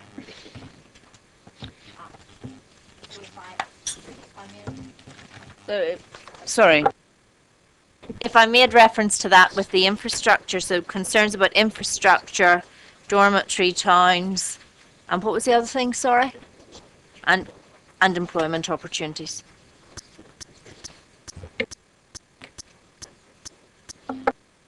Yes, what was the problem? You want to clarify something? Yeah, well, no, yes. It was really just, I think there were more than one person referring to the issues of proximity to the village centre and also the issue of topography as well. In relation to, yes, that was in relation to number 4, wasn't it? Yeah. Just to clarify, the number 4 sites, so that was the topography and the proximity to the village centre. Yeah. Lack of proximity. Next village town, isn't it? Tadley. We would like to look at is 6.30 set out, and there was a supplemental report which I'd forgotten about, but it was put round. It's dated the 17th of January. I think because members may or may not have it with them. Can I ask that Mr. Hunter, who appears to have written the report, is that right? In conjunction with Mr. Lambert, Miss Bromley, and a Victoria Potts. One of you, just remind us what the report is, in case members want to comment on. essentially, this is just an update to the paragraphs that were contained in Tadley, particularly about how we're dealing with planning applications under the off-site plan. So it was just an update in that, so it doesn't change the position particularly, it was just an update. Do any members want to comment upon the fact that there's no allocation for Tadley? We understand the reasons for that. We don't need to go into them unless you disagree with those reasons. Does anyone want to add anything? Right, Councillor Shaw, something new that you think we ought to... Yeah, you know, the update left me a bit perplexed, really, because I get the gist of it, which is that, you know, various parties are saying, you know, there shouldn't be any allocation, presumably for sort of health and safety reasons. But I'm not quite clear about the process by which that is arrived at, you know, and where the accountability and, you know, I'm a bit concerned about a potential lack of transparency about, you know, how that decision is arrived at, really. Well, is the suggestion that that it's really the off-site planning group that is saying there shouldn't be an allocation? And how has the off-site planning group arrived at that conclusion, and on what grounds? Yes, it is the off-site emergency planning group that has given us that view. They meet regularly to consider planning applications and inquiries that come forward with regard to development in Tadley and surrounding areas. In doing so, they consider the off-site emergency plan and the availability of their resources to man and resource that planning going forward. So effectively the police, the fire service come together and consider whether, if development does take place in Tadley or a particular part of Tadley, can they really take the resource the emergency plan and evacuate people if need be, or whatever measures are required under that plan.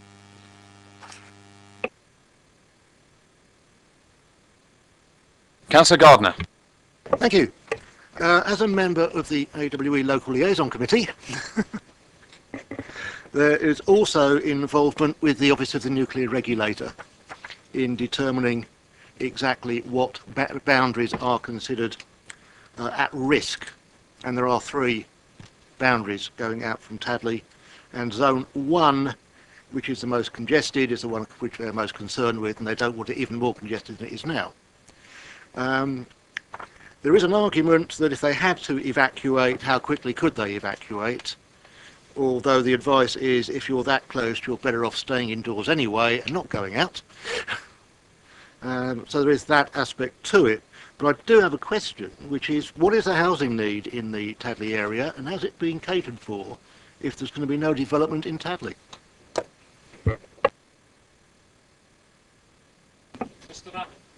That's flagged up in the report under paragraph 6.30. The local need in Tadley is 293 on bands 1 to 4. Elsewhere in the borough? On the basis that we can't put something in for Tadley at all at the moment. Should that change? So if we're looking at other areas and saying that we're looking at their local housing need and therefore building based on that, we're not actually building any surplus capacity for the unmet need in Tadley.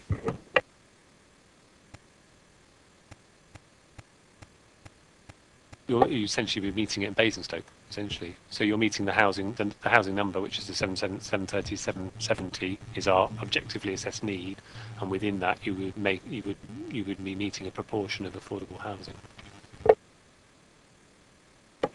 So much for a local interest in the area. An alternative solution at Newbury? Yeah, I mean, what is the solution? If you want to live in Tadley, you want to stay living in Tadley, you're 20 years old, there's no new homes being built, where do you live? A good question, but the whole issue of Tadley does need to be resolved in the long term.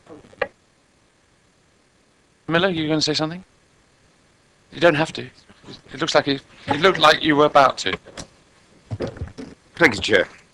We're running around in circles over these housing numbers.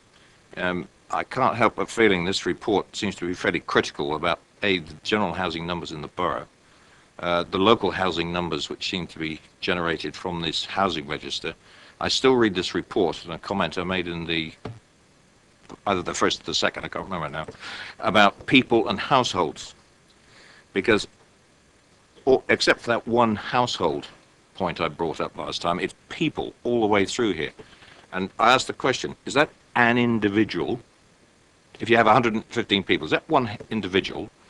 Or is that assumed to be an individual or a household? I just don't know.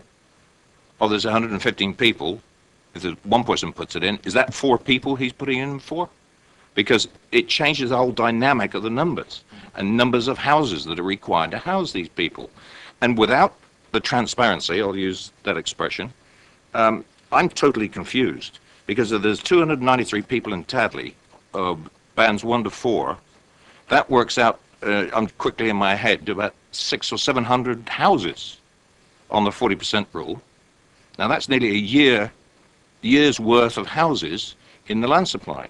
If it hasn't been taken care of in the whole in the whole of the Basingstoke scheme, this is where I make the point, is that looking at this community by community and site by site just doesn't work. Because we're doing this, again, I believe it was Councillor Tilbury that brought this up last time, we're doing this piecemeal. Instead of getting an overall picture, if we look at Basingstoke in 2030, and we include the Tadley numbers in it, we can then accommodate the Tadley numbers somewhere. I don't know where, but we look at it in a holistic manner. But we're chasing our tails going through these individual sites with all the constraints that have been identified here. And I'll ask one question, because everybody comes up with the constraints of S106 and infrastructure in all its guises. In my consultative role, I suppose, in my own ward, I've been asking people who have done their homework as well, what does 500 houses generate in S106 funds? Couldn't tell you. It would depend on the site. It would depend on what the scheme was for, where it was, what it was bringing forward, whether it had to bring a school on site. So it would be all sorts of different. Every site would be different. Then I cannot see how you can, unless you identify what the infrastructure resources are required site by site now, that you can make a statement that it's either viable or sustainable. Just through the chat, I think I've made the point 3 times through the evening.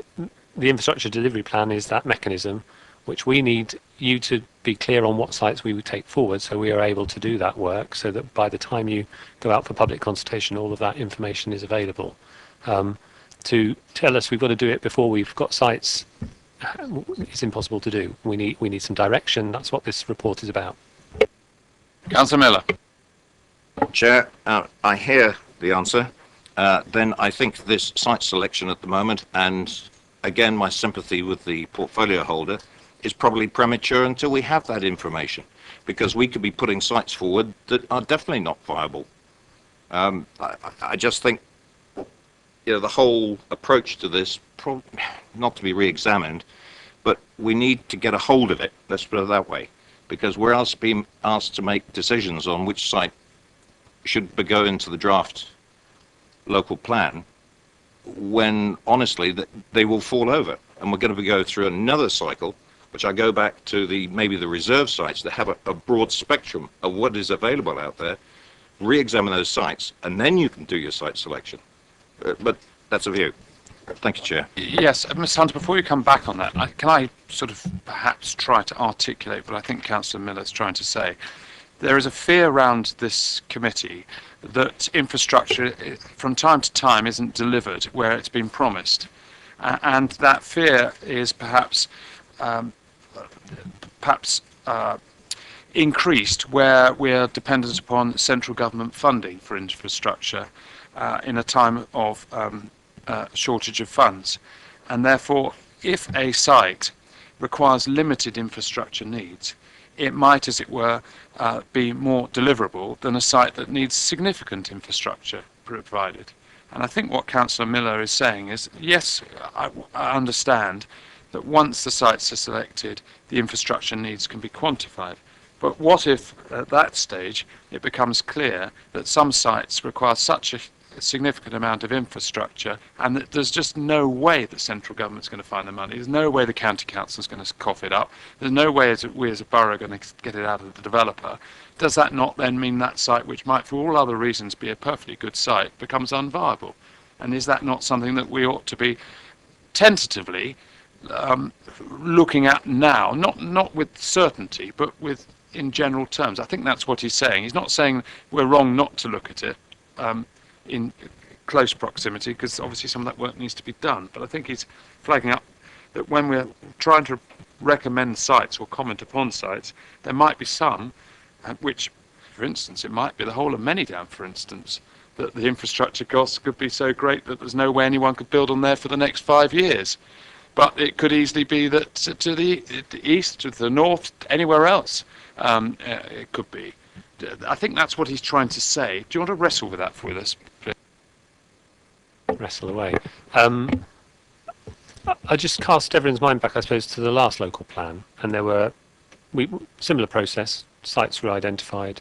You had site policies. You had stuff that you had to deliver, and I think all of those sites, with the exception of 2 or 3, have come forward and brought forward with them infrastructure. Whether people think that's enough, the right amount, it's done all those things. In terms of our assessments of sites to date, there's been nothing that's come back from any of the service providers or through our work to suggest that a site couldn't be viable and couldn't come forward. Albeit that if in the meantime, once we've got this, we've thought strategically as a committee, we've set out the sites that we would like us to focus on, we have our transport work done. If something came up, then we would report that back to members and say, actually, in our work between now and going out for public consultation, something's happened and there's a particular site that can't be delivered, then we would bring that back to members and say, then this is the alternative that we'll have to take forward. But to date, I think I would have hoped that our site assessment work and the work that we've been doing on infrastructure would have flagged that to us already. Officers. Now, that's Tadley. Anybody else want to say anything else on Tadley? Councillor Harvey, on Tadley. Thank you, Chair.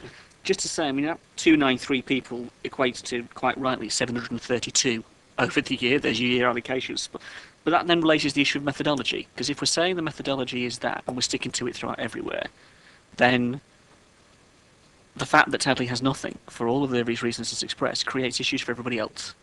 And I think everyone else needs to know that, and that's an issue. That point about 155 units permissions given in 632 is important, because those are sites that I think have been difficult and have had a tortuous process to reach where they've got to. But getting there, they have been given permission within the context of what's set out in the report. You know, they've been said, even despite all of this, yes, you can build X amount of houses there. So in that context, Tadley isn't simply protected just because we don't allocate anything. And I think, with a bit of realism here in terms of what developers will do. So in that context, has Tadley Town Council been consulted, and what is their view about its own town's future? Because it seems to be the missing piece of the puzzle for me. I've got everything else from the agencies and the rest of it, but I've got nothing that I've seen directly from Tadley Town Council. Maybe I've missed it, and that's my fault. But if it is there, what are they saying about the future growth that they need? I'm going to ask Councillor Mrs Tucker to share her views with us now. All I can say is that Tadley are as concerned as everybody else that they can't develop, and would like some kind of resolution of the whole problem, but it's not going to happen overnight, unfortunately. Gardner's going to share his views with us. It's actually not my view, it's the view from Councillor Stephen West, which was Tadley needs no more development until they get the infrastructure right.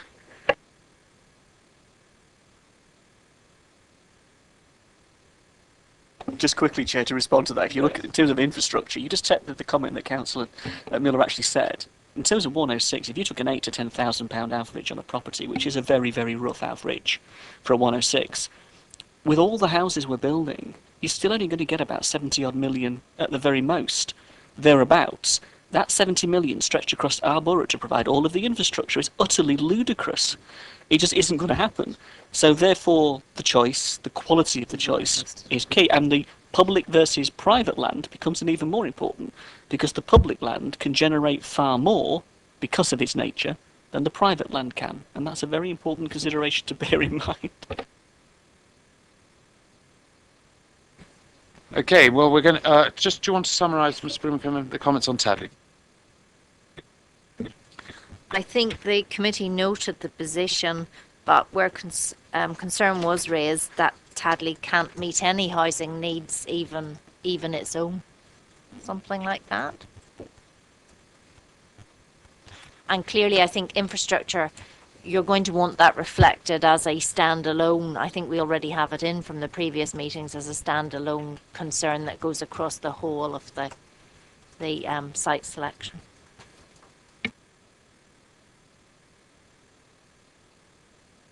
Now going to move to Whitchurch, which you'll see as 6.33 onwards.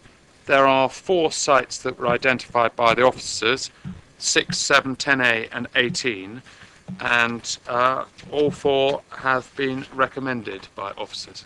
No, I knew I got that wrong. What is the position? 6 and 7. There we are. Just didn't want to test you if we were awake, Councillor Watts. Or I was. Sorry, do you want to say? And 200 through a neighbourhood plan in due course. I'm going to invite Councillor Watts to just make some comments on the sites. Can we just look at the plan that we've been given? Here we are. It's the last page of this plan where it will have 6, 7, 10A and 18 on it. And it also has 8 and 15 and 9 and 10B on it as well, and 16 and 12. Councillor Watts, if you want to just skirt round all of the sites you think are relevant, concern you, and say which ones you're in favour of and which ones you're against, and anything else you think is relevant. Yes, can I begin by saying that in the last 2 municipal years, Whitchurch had a net increase of 1 completed dwelling, and as far as I can see, there's only 1 candidate for being completed this year, so we've probably been in a position where over 3 years only 2 new houses have been built, and yet people are being born and growing up and so on in Whitchurch, which is why I'm in favour of the degree of development that's being recommended. It's really no accident that I'm agreeing with the officers, because at the early stage of the previous round I had a lot of advice and help from the officers, and what I spotted in the end was that my bottom-up calculation was converging on what the rate of building has been for the previous 15 years anyway, and that's why I'm agreeing with what the officers are recommending here. As far as the sites are concerned, I'm quite disappointed that WIT 006 hasn't got a single brick laid yet, because I was expecting that building would start in 2012. So this is one of the sites where I hope that an application will come in ahead of the plan being agreed. It's an interesting site at the moment, because I believe there's found a mound there that I'm not sure whether it's 19th century railway workings or a Bronze Age burial mound. It could rather change the attitude to the site. So it fits in to the existing community. There are traffic problems, but there isn't anywhere here that isn't a traffic problem. Now, I'm against building on greenfield sites, but I'm more in favour of having houses than anywhere else. So that's a reality. And what if some other communities might think of it that way? The 007 site is a huge site bordered by the A34. I know that I've actually seen reports by noise consultants and response by the council's expert on the subject, and I am convinced that a yield of 50 on that site would be acceptable. I wouldn't want to live there, but it's acceptable in terms of the normal noise constraints. So therefore the 2 sites that are recommended for inclusion in the plan I support, and provided there is a degree of phasing, sequencing on there. I hope that that's going to happen. Then we come to the additional 200 houses. And you can see there's 2 red marked sites on here which are seen as being the candidates for that, both of them with potential yields of 200 houses. And the Town Council is really trying to get going on neighbourhood planning. But I know that Whitchurch Town Council are hoping that they won't be recommending sites for 200 houses, but 200 house sites, but they can find a number of smaller sites that will add up to that number. I think my position is quite well known, since Whit 10A, owned by this council, is now subject to a road across our proposed Queen Elizabeth Field for access. I shall be opposing that, and which leaves me therefore looking either at Whit 018 or various other sites around. All of the others that are marked in green are unacceptable. I'm glad to say I think Whit 15 is no longer a candidate, because a very good stud farm is now opening up on that land.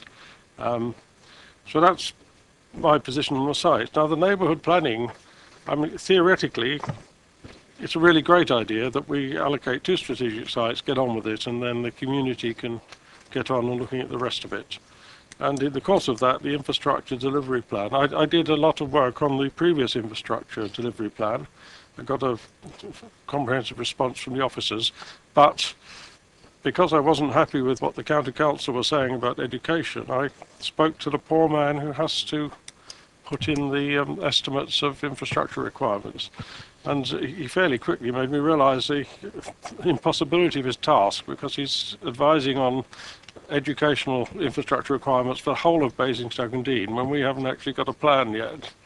And so he can only, site by site, state some conditions. And one, on any Whitchurch site, and I think some of the Overton sites, it was recommending a review of education requirements in the Whitchurch and Overton area.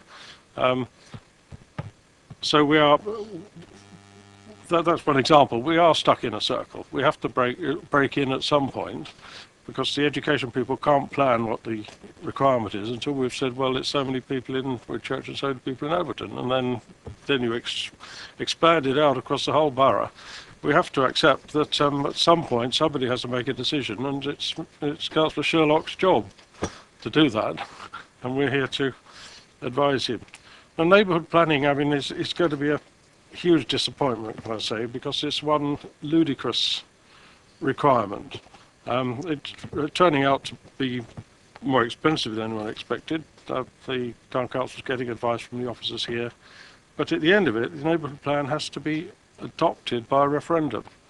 Now, this week, the Electoral Commission has advised the Chief Minister of Scotland that he's got to reduce the number of words in the decision he puts forward to make a simple yes-no answer. Now, we're going to be asking through a referendum for approval of something with several hundred words, or being Whitchurch, probably several thousand words. And this is absurd, because the only people who want to vote, I think, will be those who've got something against it. And if Auntie Annie's house is going to see a road where it doesn't at the present time, then all of Auntie Annie's family are going to come out and vote against it. And I should be very surprised if many neighbourhood plans in the entire country ever get approved in a referendum, because it'd be so easy to find something you're against. And if Scotland can't be allowed to vote on do you think, but have to have a definitive thing, how on earth are the people of Whitchurch and Bramley and so on going to cope with a referendum on a neighbourhood plan? But since I think that's going to be a farce, I believe nevertheless the neighbourhood plans will be produced, and they will then guide what we do through an SPD. And that's my suggestion for a compromise on this. So we in Whitchurch, the borough councillors and the town council, accept the target figure for housing. We accept the choice of Whit 006, Whit 007 to start with, and we're eager to get on with a proper consultation on where the rest of the housing should go in the 15-year period. And we do want people growing up in Whitchurch to have a chance to live in Whitchurch. Zero net migration is a statistical concept. We're not going to turn it into North Korea and say nobody in and nobody out. But it's our right contribution. Bottom up, we've planned with the help of the borough officers, and this is the right plan.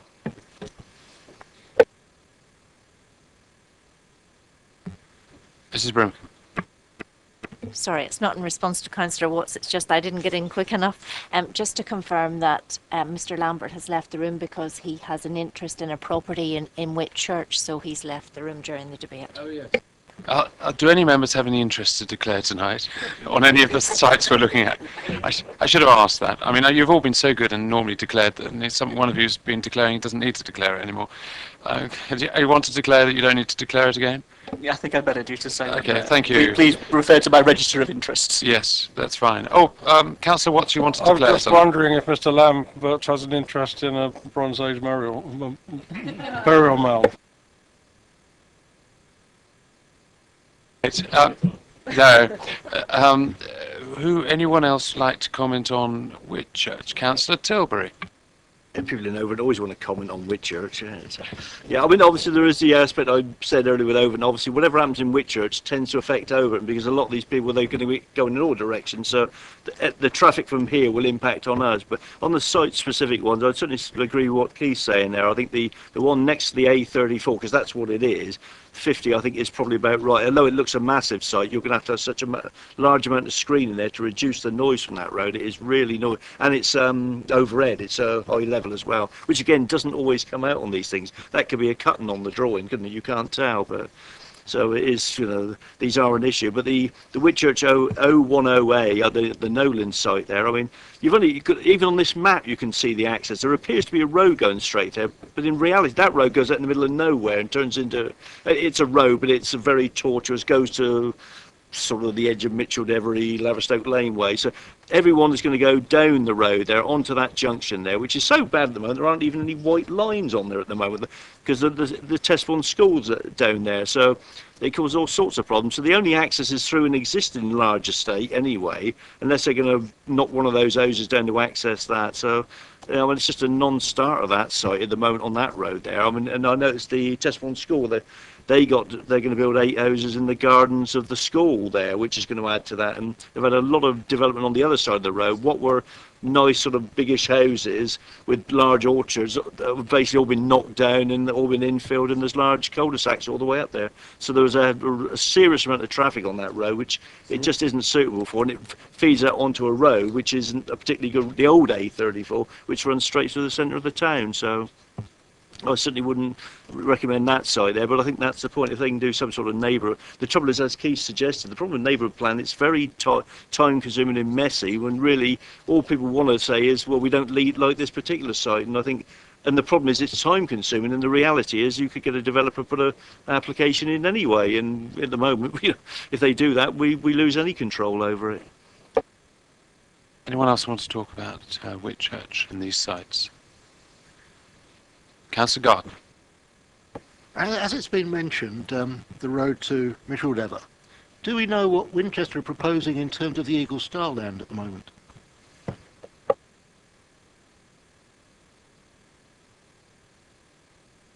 No. Is there officer opinion?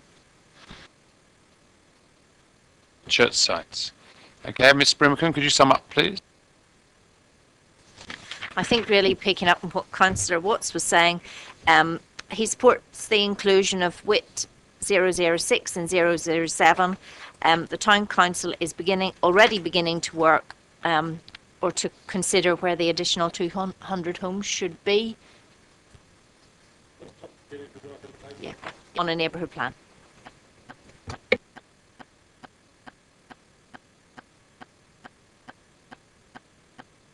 Good, thank you, members. The next area to look at is the village of Kingsclere. I assume it's a village. It looks like a village whenever I go to Kingsclere. You never know quite now. Some of these villages get so big they look like towns. It's a village, definitely a village. Always will be a village. The recommendation is that 50 dwellings be attributed to Kingsclear for the length of the plan, in a sort of generalised, it will probably come about sort of way. Do anyone have any comments upon that at all? There are no Category 1 sites, I assume, and none that have been rejected. Anyone any comments on that figure? She hasn't asked. Going, gone. Nothing to sum up. Oakley. The similar position with Oakley in the sense that the officers have concluded that there are, or is a potential for 200 new homes in Oakley over the life of the plan, with no particular specified sites. Would I be right in thinking that, excluding for a moment whether any of Manydown forms part of the parish of Oakley, because it's called BAS at the moment. But that aside, are there any Category 1 sites within Oakley that have been rejected? No, they're only Category 2 sites. Right, thank you. Councillor Mrs Taylor. Thank you. First of all, just on the broad view of what we've been talking about, I'm obviously fairly new to this process, being a reasonably new councillor, and I've sat through these 3 meetings, and I've heard what people have expressed about the disquiet about the way we're doing it. And I have to say that it doesn't sit right with the way we're doing this. It seems as if we're playing catch-up all the time, and as if we're always being dictated to, and then we're always trying to catch up with what the dictators are telling us. And first of all, obviously, we've got, although there's lip service paid to localism in the housing numbers, we know that we've got to somehow second guess what the planning inspectorate is going to say. And if we accidentally go below the figure that he's got in his head, then we've obviously going to be punished in some way for it. And so having got that, we now, and we've got in our head a figure, sort of 750-ish per year over the next planning period, that we somehow got to scrabble around to find all these sort of sites on the edge of Basingstoke, which is the least worst one. Can we get away with this field here? Will people mind the smell in Chinham? And all this stuff. And it just doesn't sit well with me. So my plea is, and I think we've been saying it over the last 3 meetings, is that somehow we've got to identify, have a big plan. We've got to identify every possible site, not just the Category 1 sites, but every possible site, and then have some kind of plan which says, and if these sites are selected, this is the infrastructure that we need, these are the roads that we need. If on one of the larger plots, which we can build on incrementally, it doesn't all have to be in this LDF, I'm talking about 40, 50-year plan, we can then know, once we've built so many houses, we'll need a school, that's where the school's going to go, we'll need a pub and a shop, that's where the pub and the shop are going to go. And we just know what we're talking about. Now, I know this sounds pie in the sky, because this is me being naive, I'm sure, but somehow we've got to start getting ahead of the game, not always be chasing behind the game all the time. So that's what I'd like to say first. And, you know, when I hear Mr. Hunter say phrases like, oh, well, later on we'll sort out the bits and pieces of infrastructure work, I think, oh, you know, surely that has got to come first. We've got to know exactly what we're talking about.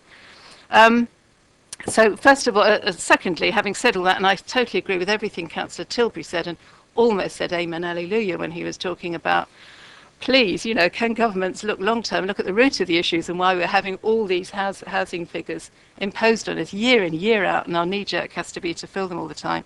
But of course, governments don't look long-term because they're looking to the next general election all the time. Oakley.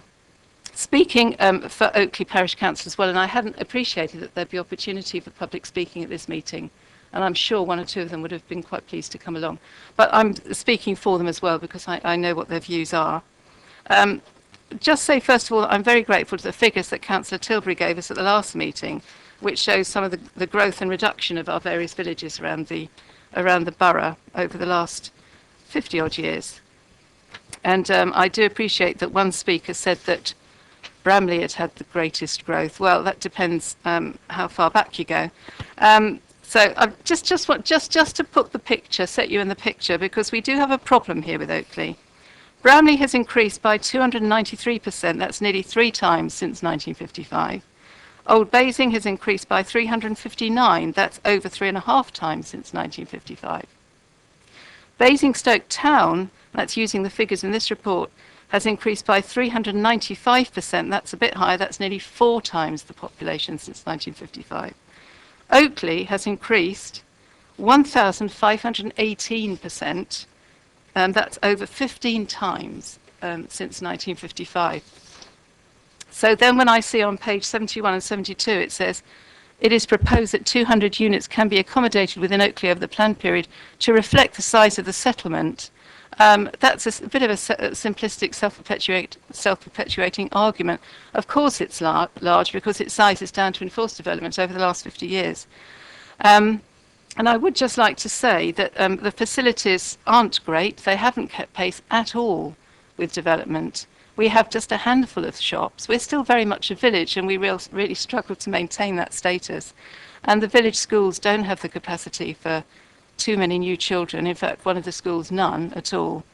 And most importantly, we do struggle to keep the village status, and we do still have the ambience of a village, which is probably why a lot of people want to come and move and have housing in this village. The last time new homes were proposed in Oakley, it was for 150, and that was a big shock. But to be fair to the parish council, they did look at it and they started to formulate a neighbourhood plan type thing to see where they might put some of those homes. They've tried to be responsible. But the suggested figure of 200, I mean, to me, I think it looks like one of these easy options. Oh, we've got to find some housing somewhere, so let's stick it in Oakley because we've made it this big so far, let's make it a little bit bigger. So my plea is to look a bit more creatively at everything. I've already put in a plea to perhaps put 1 or 2 slightly larger figures on some of the other villages close to Basingstoke in order to prevent eventual coalescence, because that's the way it's going to be done. It's not going to be done by narrowing the strategic gap until it's about 2 yards. So my plea is that please can you help us to keep Oakley as a desirable village to live in? And we are already obviously gearing up for some development on Manydown, which is going to have a huge impact on Oakley. And because of that, I would have a plea that 200 units is too much for the sort of place that we're talking about. It isn't a town like Whitchurch. It isn't a large village like Overton. I'm not suggesting that it goes in those places instead, because I don't believe in dumping on anybody. But my plea is that please could we rein back on Oakley and give it a chance to remain as a village. Thank you. Can I just make a comment, and perhaps if Councillor Tilbury feels it's necessary to add anything. Of course, these figures he provided us with, which are helpful in their own way, are based upon populations, which I assume includes children as well. But it doesn't, of course, reflect houses or dwellings. And, of course, in some villages, buildings perhaps have become dilapidated, but it's quite rare in the last 50 years that's happened. They'll probably find in the villages, even if the population's gone down, the number of dwellings has gone up. And that gets us back to our old enemy, single-person households, or, reduce that figure that keeps going down and how far it's going down. Because, without making too many jokes, in the villages there were populations, large families, all living in the same bedroom, and it doesn't happen now. That a little 2-bedroom cottage is expected to house between 1 and 2 people, not 10. Councillor Watts. Yes, well, I hope in what I said about my own ward, I can't be suspected of dumping on people, because I really do believe that this should be done bottom up. But really, the fact that Oakley has grown so much makes it the size it is now, which means it's in zero net migration terms. It has a need, and a demand for more housing than the smaller settlements. And I know there are children growing up in Oakley because they fill 2 double-decker buses coming to Whitchurch for the secondary school. And some of them come to our youth clubs, and they're very welcome. But if in a few years' time they come wanting to compete with Whitchurch people for the housing in Whitchurch, they will be less welcome. And so it's for the Oakley member and the Oakley Parish Council to represent Oakley, but my plea is to think realistically about where are the people growing up in Oakley going to find places to live. Be too flippant. I suppose it depends if an Oakley girl gets interested in a Whitchurch boy, then they might want to live in Whitchurch or Oakley. But let's try not to. But that's how it happens, doesn't it? I mean, it depends where they decide to settle, and we can only predict so much. Anyone else on Oakley, please? Come on. Brimcombe, could you summarise, please? Well, it was hard. I mean, there wasn't a view expressed by more than one person, but certainly what you were saying, I think, was that there was significant growth since 1955 and poor facilities. The parish council is willing to look at some housing, but 200 is too many. There's a need to keep Oakley as a village. But a plea to that Oakley parish must think realistically about where the people in Oakley are going to live in the future. Yes, that's fine. But could I also say, I mean, I know that we've said it several times now over the last three meetings that there were a lot of nods when we talked about something a little bit more strategic than just thinking, oh, heck, we've got to find all these houses, where can we stick them?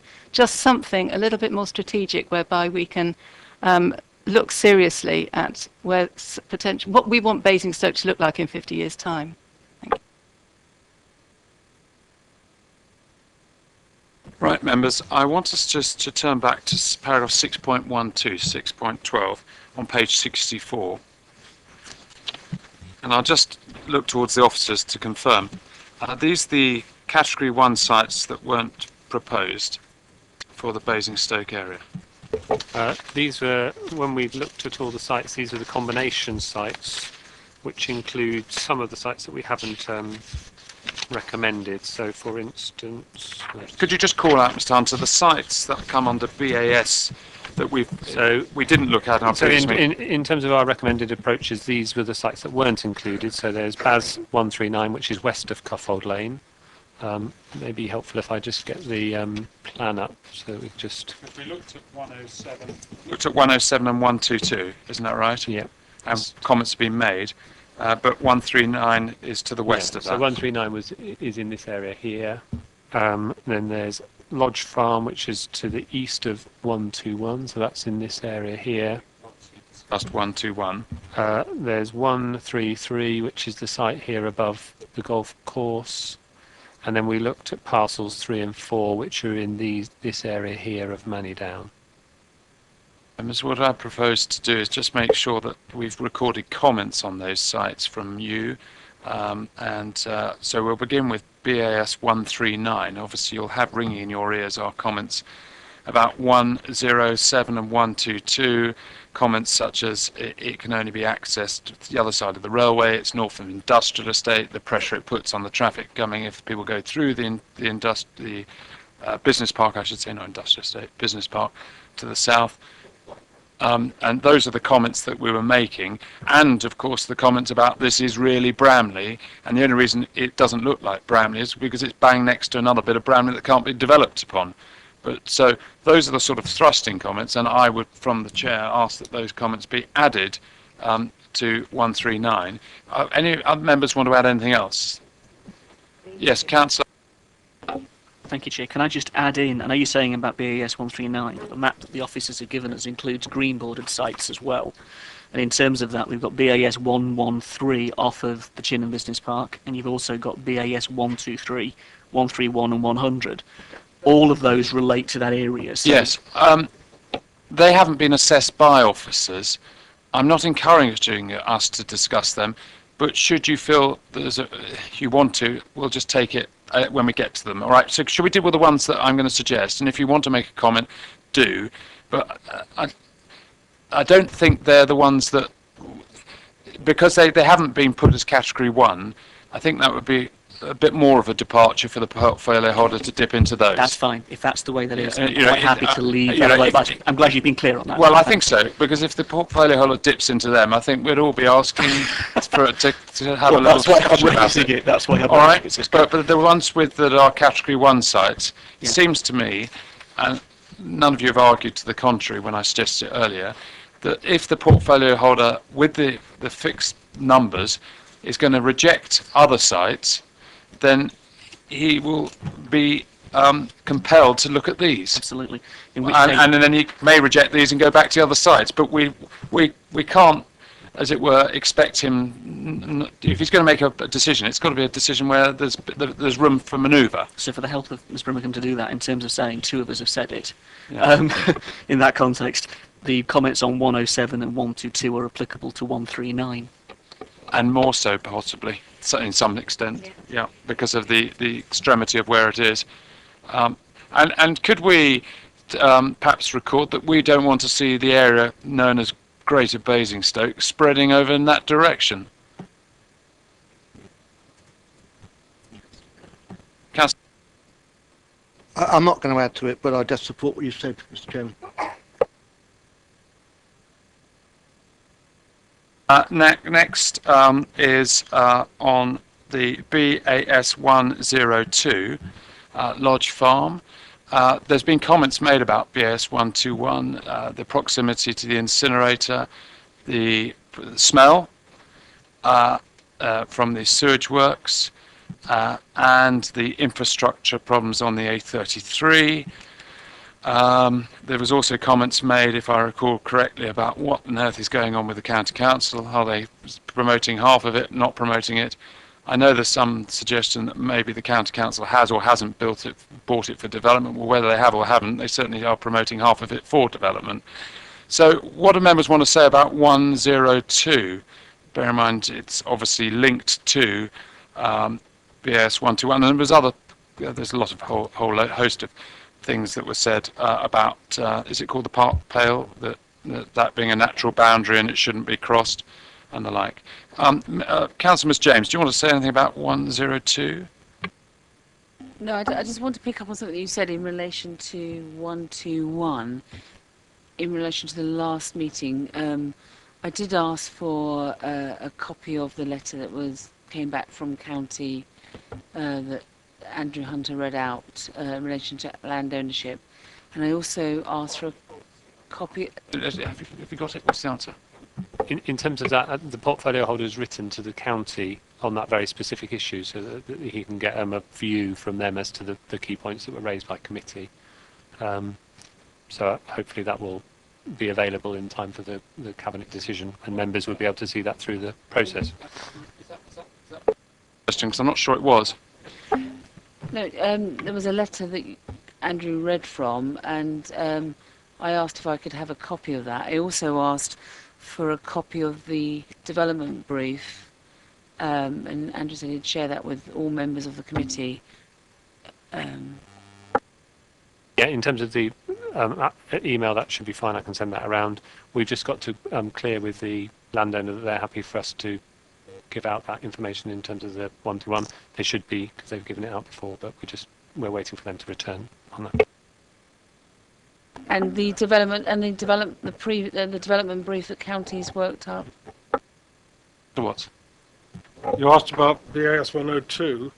Now, casting my mind back to the Schlar call-in, I went into detail in all the consultation responses there, and they are summarised in here. The Environment Agency, I thought, put forward some fairly serious objections at that stage, although somehow or other they seem to melt away when summarised. So I still believe, on the basis of what we did then, that this should not be a Category 1 anyway, so I couldn't possibly suggest it being selected for development.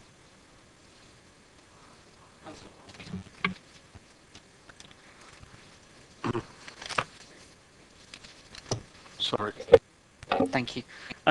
In terms of those collection of sites, 140, 103 and 102, I mean, for environmental reasons, for those very reasons, and I would cite them, the landscaping issues, as have been identified, the water issues, all of those issues, to reiterate on top of the EA objections, I just think those sites are fundamentally undevelopable and that they should not be considered at all.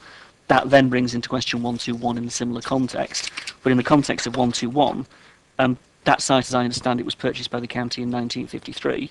It certainly wasn't purchased under a Town and Country Planning Act. Therefore, how in the world they can say they purchased it for the idea of promoting it for development doesn't stack up at all. And in the context of that, I would also say very, very clearly that, and I've been told by others that a lot of these sites, some of these sites were purchased, for farm. They were purchased for agriculture. And we shouldn't walk away from that commitment or that purpose that it was purchased for. So I've got to question the county on this, and I think Councillor James's points about the letters and the exchange, and I'd be very interested in Councillor Sherlock's response that he gets back, because I don't think we're seeing the full picture here yet, and I want to really press the county on this. We want to press the county on this, because I think it's being fair to all those residents and other councillors who have raised the questions over 2.5, 3 years now, and they still haven't had the answers. Just ask the officers a question, because it seems from our plan that BAS 103 and BAS 140 are on it, but they don't seem to appear in the document I'm reading under 6.12. So are they Category 1 sites that have been rejected too? They're Category 1 sites that have been rejected. They're not listed in the report because we didn't test them as part of combinations, as we have done for the sites listed there. For avoidance of doubt, can I say from the chair that my view is that 102, 103 and 140 are extending Basingstoke into an area where it shouldn't be going, and it should remain open countryside. And that's my view. It's developable or not developable. I don't think it can be developable going the other side of the river. But even if it is developable, it's just not. We shouldn't be wrapping Basingstoke around Old Basing. Full stop. I will second your remarks, Chair. Councillor Mr. James, do you want to say something about that? I said at the last committee meeting that as a P&I committee, we objected to 121, and I read out the concerns that we had. I just would like to understand, because one of the things that we said in our concern is concerns about Park Pow, western side of the boundary, is a conservation area. I wonder if you could just, in relation to the site that we're looking at, which is 102, could you just show us where the conservation area is on the...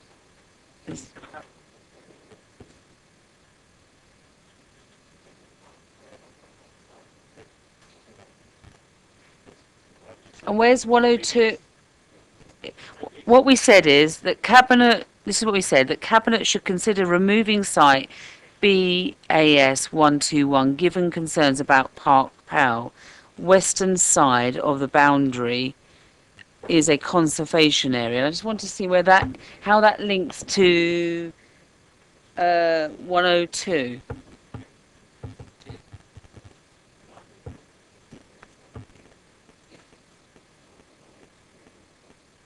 Flex from there to the centre. And where's Park Pow from there?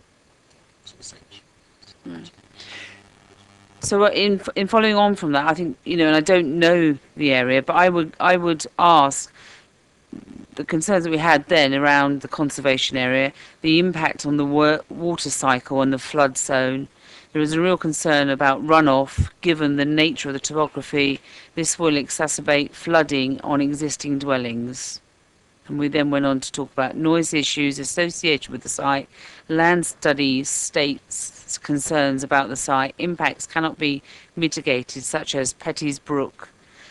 And it goes on. So I think we need to take on board, because we had a long conversation about this at a previous meeting. I know it wasn't taken on board by the administration, but we need to note that again.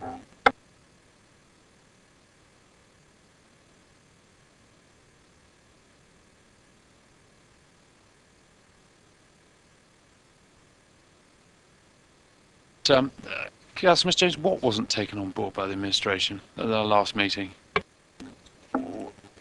Back then. What I said to you is we made a recommendation in September 2011 that BS 121 was to be rejected, and it wasn't, and the concerns we had weren't taken on board.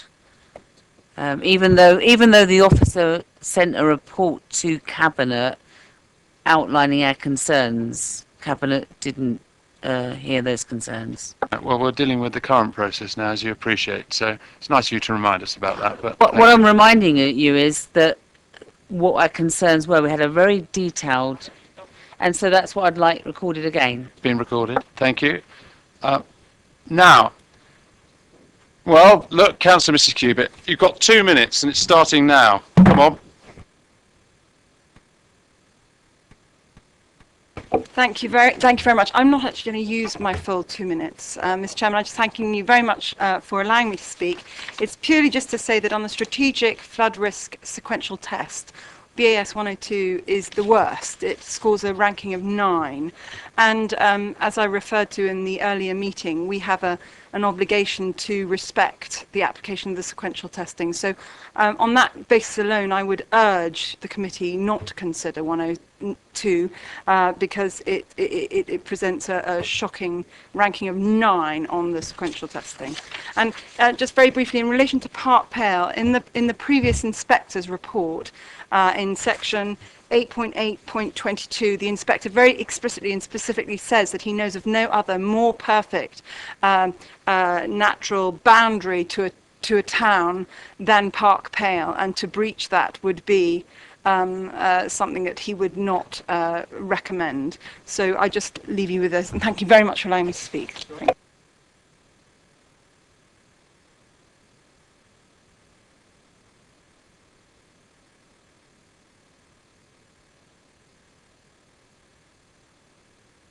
Side of the A30 from the golf course, which is BAS 132, which we've heard representations on, and is just below BAS 114, which is the area with the ancient woodland that Mr. Beavers was telling us about.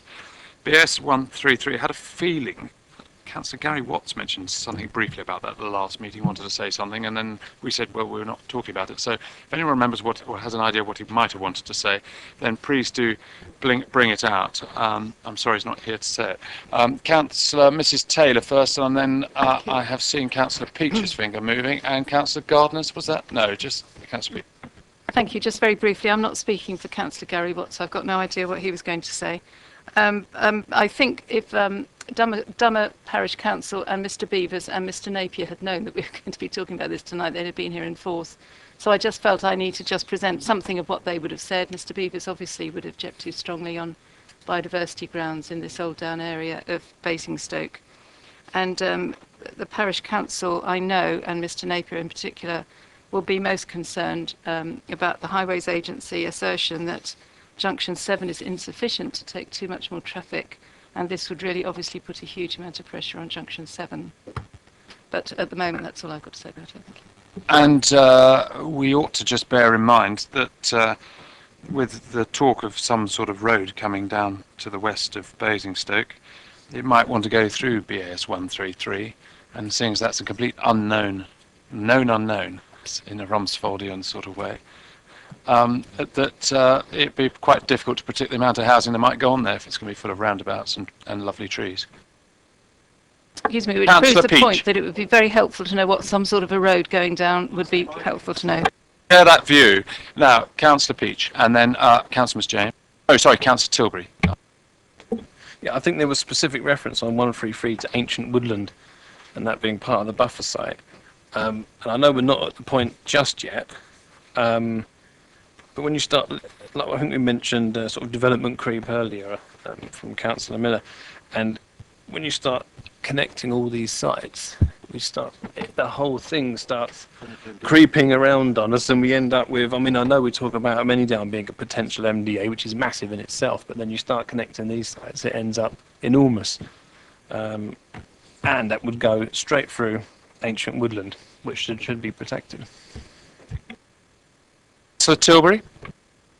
Yes, thank you. Yeah, I think the point Councillor Watts made, Gary Watts, were related to the fact that obviously the area there's a lot of parkland around there. There's a new park at Kempshire, but that's the sort of concerns, and I think Mr. Beavers has made that very forcefully as well. But I think the obvious issue to me with this site is if you look at the map there, and if you look at where the ring road is in Basingstoke, if you were planning this as a town, then most of Basingstoke works reasonably, it's quite close to the ring road, but this is just ribbon development to get to the M3, isn't it? And I think this is the other concern that's come out with all these sites in this area, including the golf course, is all you're really doing is creating a housing estate that's handy for the M3 for people who have no connection with Basingstoke, won't even bother, they might go as far as Sainsbury's to do their shopping, but you're not building houses for the town. You're building houses to meet the wider needs of the southeast for whatever reason, and that it doesn't work. And I think, as Councillor Taylor suggested, I mean, even with Manydown, if you were to stick a compass in Festival Place, you know, you get to large chunks of Manydown well before this. And if you looked at this logically, we wouldn't have built Hatch Warren and Beggarwood and all those ones out this far. It's just, I mean, I think I said it previously, Basingstoke is becoming a very odd shape. And, you know, if you look at where the ring road is, how that relates to this side of the town, it's just wrong, isn't it? There's no proper linkage there. There's no easy way of getting around.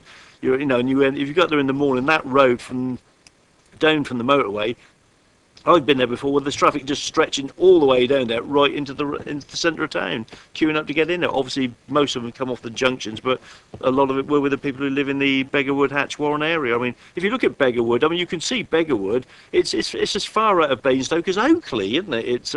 It's like it's totally isolated out there, and none of these relate well to Basingstoke. You know, the trouble is the alternative is building somewhere else. I mean, it's just too big, Basingstoke, isn't it? And it just needs to stop growing and spreading over the rest of Hampshire, particularly in our direction. Thank you. Yeah. BAS 133, Councillor Ms James. Thank you. I think what Stafford Napier has said consistently throughout all of the meetings that he's attended is, and he's echoing Councillor Ian Tilbury's point, is that he's concerned about we're building dormer developments, that all of those, and they're just going to be, because of the where that is in geographically, and just going to be popping onto the motorway and skipping off elsewhere. And that is really what Dummer and have said throughout. And so, as Councillor Taylor said, I think it's important that we sort of raise it again. The other point that Stafford has also raised in relation to the green infrastructure strategy was our definition of a buffer and what that is. And at last week's meeting in relation to the green standards, against the Labour group's concerns, the committee supported the green standards that didn't give a definition of a buffer. So you're going to get development like this happening, and there's no definition of a buffer within that standard. And I think it's really important. And the other thing I'd like to raise in relation to BAS 133 is the impact, if they do want to come to town, anybody in that development, will have on the Brighton Hill roundabout. I mean, it will just be absolutely impossible. Whether Tesco's wins its appeal or not, how that will impact on Brighton Hill roundabout and consequently further on into the town. I just can't imagine how anybody in any of those developments, BAS 133 or BAS 132 or BAS 120, will be able to access the town. I just think it will be impossible for them to do so. Right, I'm just going to ask Mrs Brimacombe to do a bit of summarising. We haven't quite finished because we're going to look at that little bit round Worting next, and then we'll deal with the other parcels on Manydown. But do you want to deal with, first of all, 139, and then deal with 102, 103 and 140 after that? I'm not sure it's a matter of summarising because they've been individual comments, but I've been noting down, I hope, the key comments. BAS 139, I've got that the comments of 107 and 122 are applicable to 139 and more so. Don't want to see Basingstoke spreading over in that direction. Yes?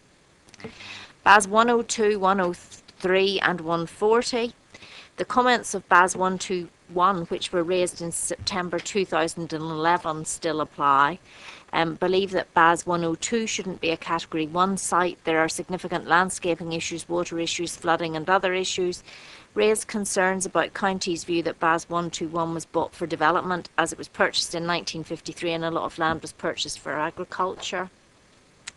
These sites, BAS 102, 103 and 140, would extend Basingstoke into an area where it shouldn't be going. The committee noted that BAS 102 is the worst on the sequential testing. It scored 9, and that Park Peel was recognised by the previous local plan inspector as a natural boundary.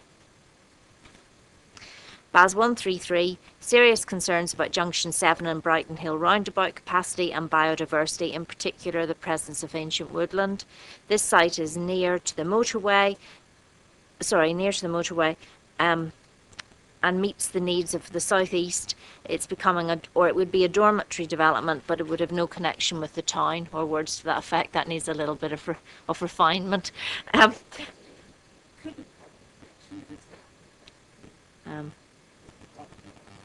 But it couldn't have connection with the town because of the Brighton Hill roundabout. Okay.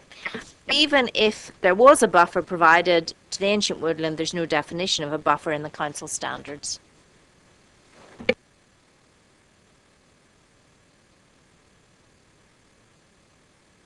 Observe for the public listening and councillors listening that having gone a little run through up to Newnham through the area we see as BAS 103, I noticed that there was a lot of surface water on the fields, and so I do hope those who object to developing have been taking photographs about the volume of water that seems to be there. If it's certainly a 1 in every 10-year eventuality that we get water like this, it might be good evidence in the future to say it's not a good place to develop. Can we look at the Worting sites, please? These you see that little box on the plan, BS 105, 106, 115 and 116 and BAS 141. They've been rejected at the moment. They're not included in the at the moment, and some parts of it are. Yeah, so we've got a different plan that might sort of liven that up a bit. A small area in there that's included. You remember that? We looked at it and we couldn't work out where the line was. And then previously we had a member of the public come and talk to us about how there was some dispute within their family about part of this, and then they went and talked to the officers about it. Ah, there we are. It's at the back of our plans. See, that's what I want you to do, is just tell me where we are. Right, it's here. Is it? No, it's on a different plan. It's on Worting. Oh, yes. Here we are. It's this one. It's the second page. There we are. So they are the different sites. Yes. Well, can the officers just indicate why they've been rejected? Just to remind us, please, because they are sort of surrounded by other sites that are being put forward. It's primarily because of the impact on heritage assets, so the conservation area and the listed buildings in that area, and also landscape impact particularly.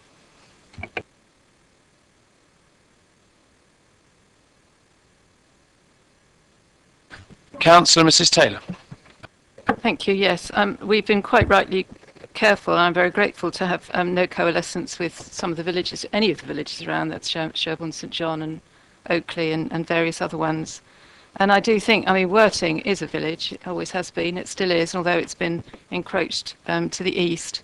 But I do think if we have parts of areas 3 and 4 of Manydown, plus these areas as well, it will just disappear altogether. I mean, it is a conservation area, and it has some very fine heritage assets. And I think we've got to be as protective of Worting as we have been of our other villages, and be very careful that we don't just dump houses all around it and completely ruin its character.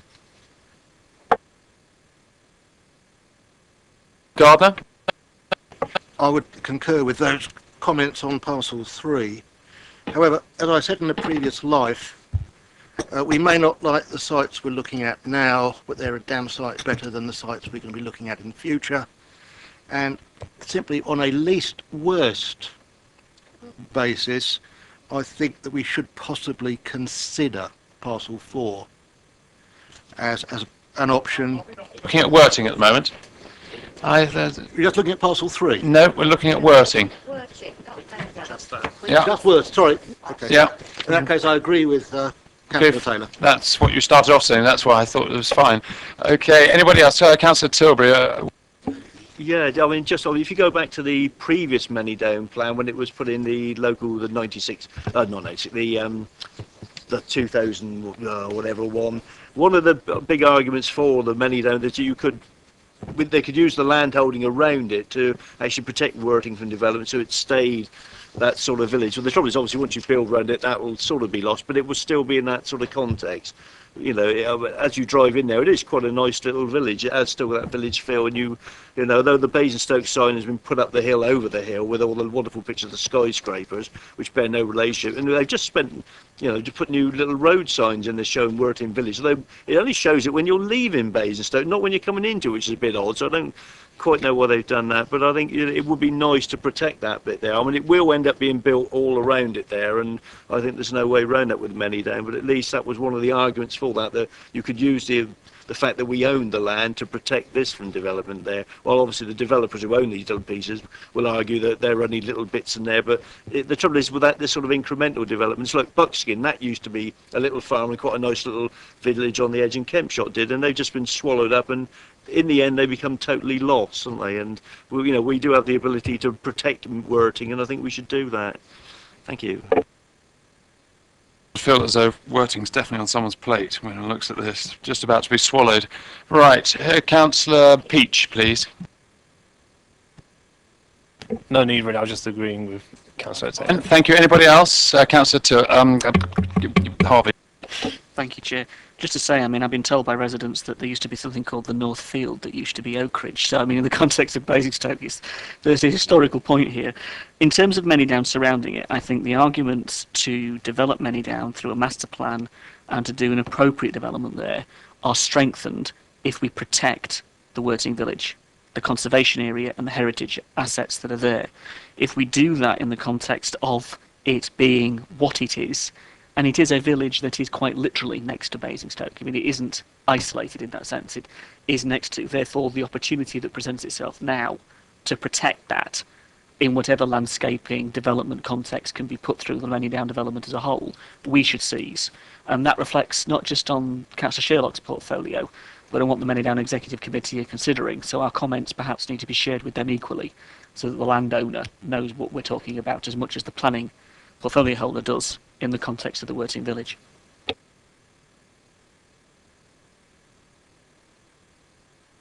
On these sites, I see here BS 99, we're also talking about that by implication as well.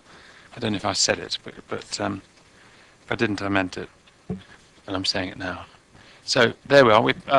Mrs. Brimacombe. Oh yeah. Just clarify, is that meaning Scraps Hill Farm? If I've got my map right.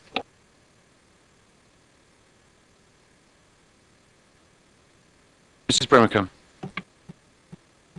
So this is parcel 3, which is Worthing Village. Worthing is a village. It's a conservation area, has very fine heritage assets. We should not completely ruin its character by putting houses on the site. The master planning of Manydown is strengthened if that includes the council protecting Worthing Village, and you asked for that last piece of information to be fed back to the council as landowner, as well as put forward to cabinet through this planning process.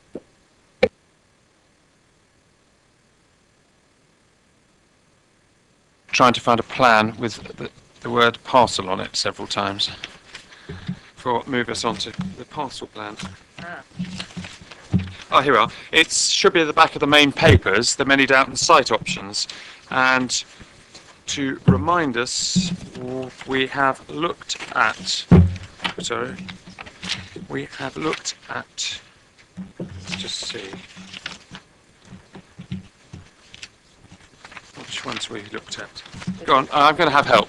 Which ones we looked at? So we've assessed all 7 parcels, and in terms of those that we've taken forward, so far we've got 1, 2, a little bit of 3, as we just discussed, part of 4, and parcel 6. Those were the ones that were in the report. So 5 and 7 are the ones outstanding. 5, 7, and part of 4, and actually the bottom half of 6 are not included. Members remember that there was this 4 was divided vertically along like that, and that's in. Is that right, Mr. Hunter? Correct. And that's out currently. So 4 and and 6 was partitioned along Pack Lane. Yeah. So the bottom, so it's 4, is it the part of 6 and 7, and any of 5? None of 5. None of 5. Okay, I know who may want to speak on this. It's Councillor Mrs Taylor, Councillor Peach, Councillor Gardner and Councillor Watts. And so we'll start with them first and see where we go from that. So Councillor Mrs Taylor.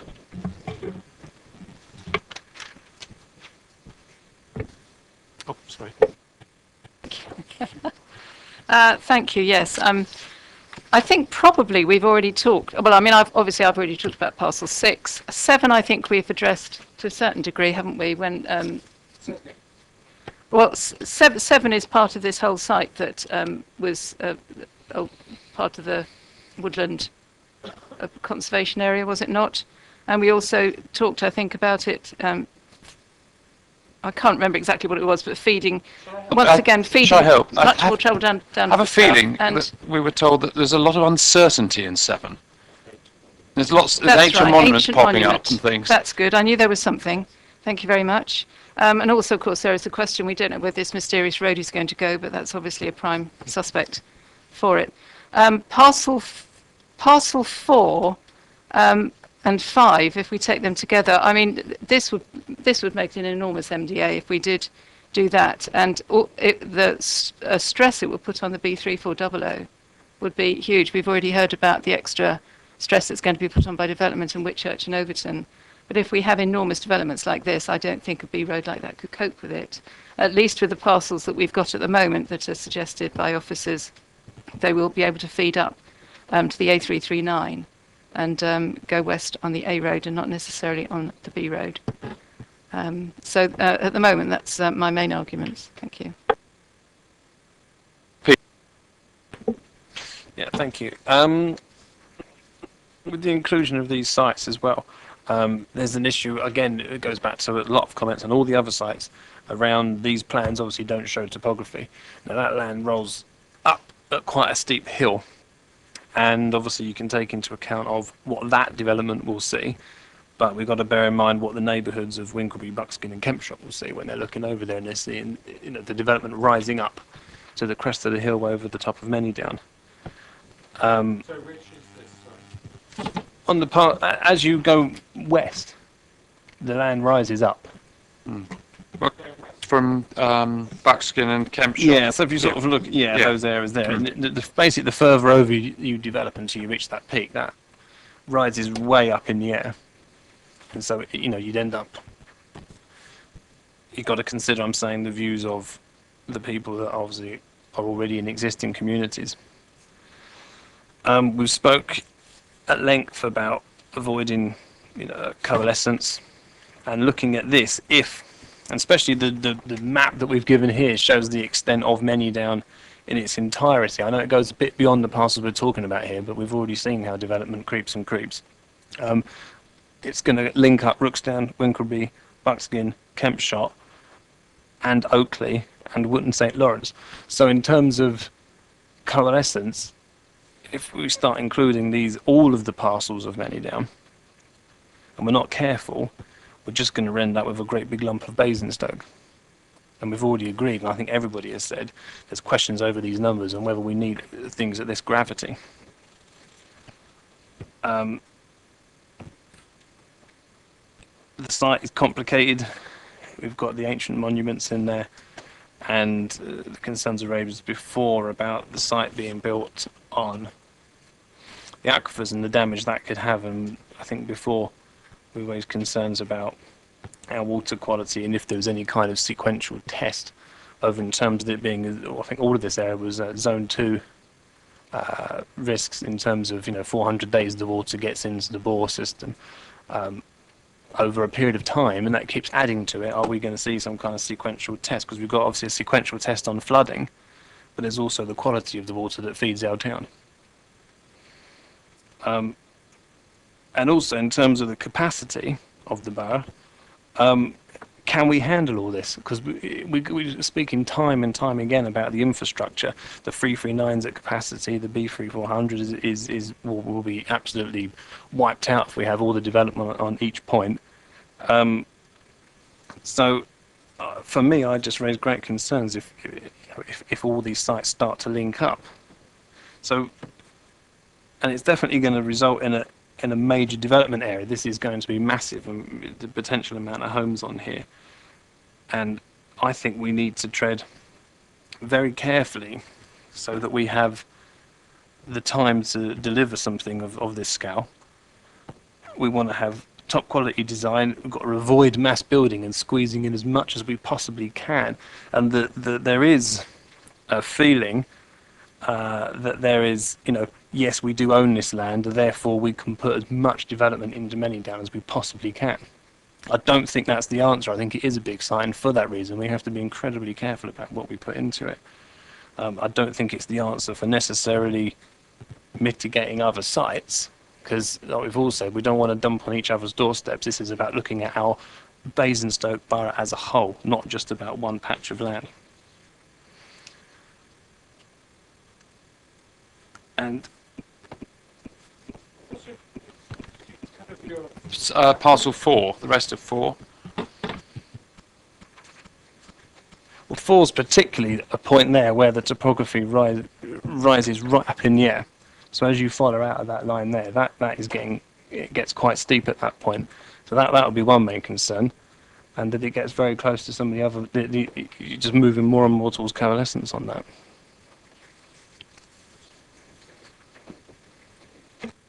Is it Councillor Gardner next? Thank you. I think I agree with a lot of what Councillor Peach said, apart from the conclusion. We have looked at sites in the northeast, we looked at sites in the southwest, and we've said we don't like them, they've got serious problems.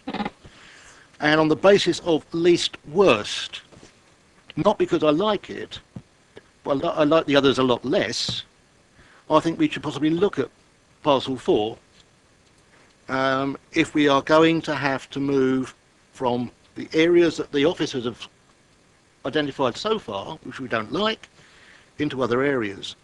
I don't think we should touch parcel 6. We shouldn't be going south of the railway at all. And parcel 5 I would leave alone at this stage. When we bought this land, we bought it so we can control development and prevent piecemeal development across the site. We don't want to go that way now. That would defeat the whole object of buying it in the first place. We could have left it alone and let it develop itself.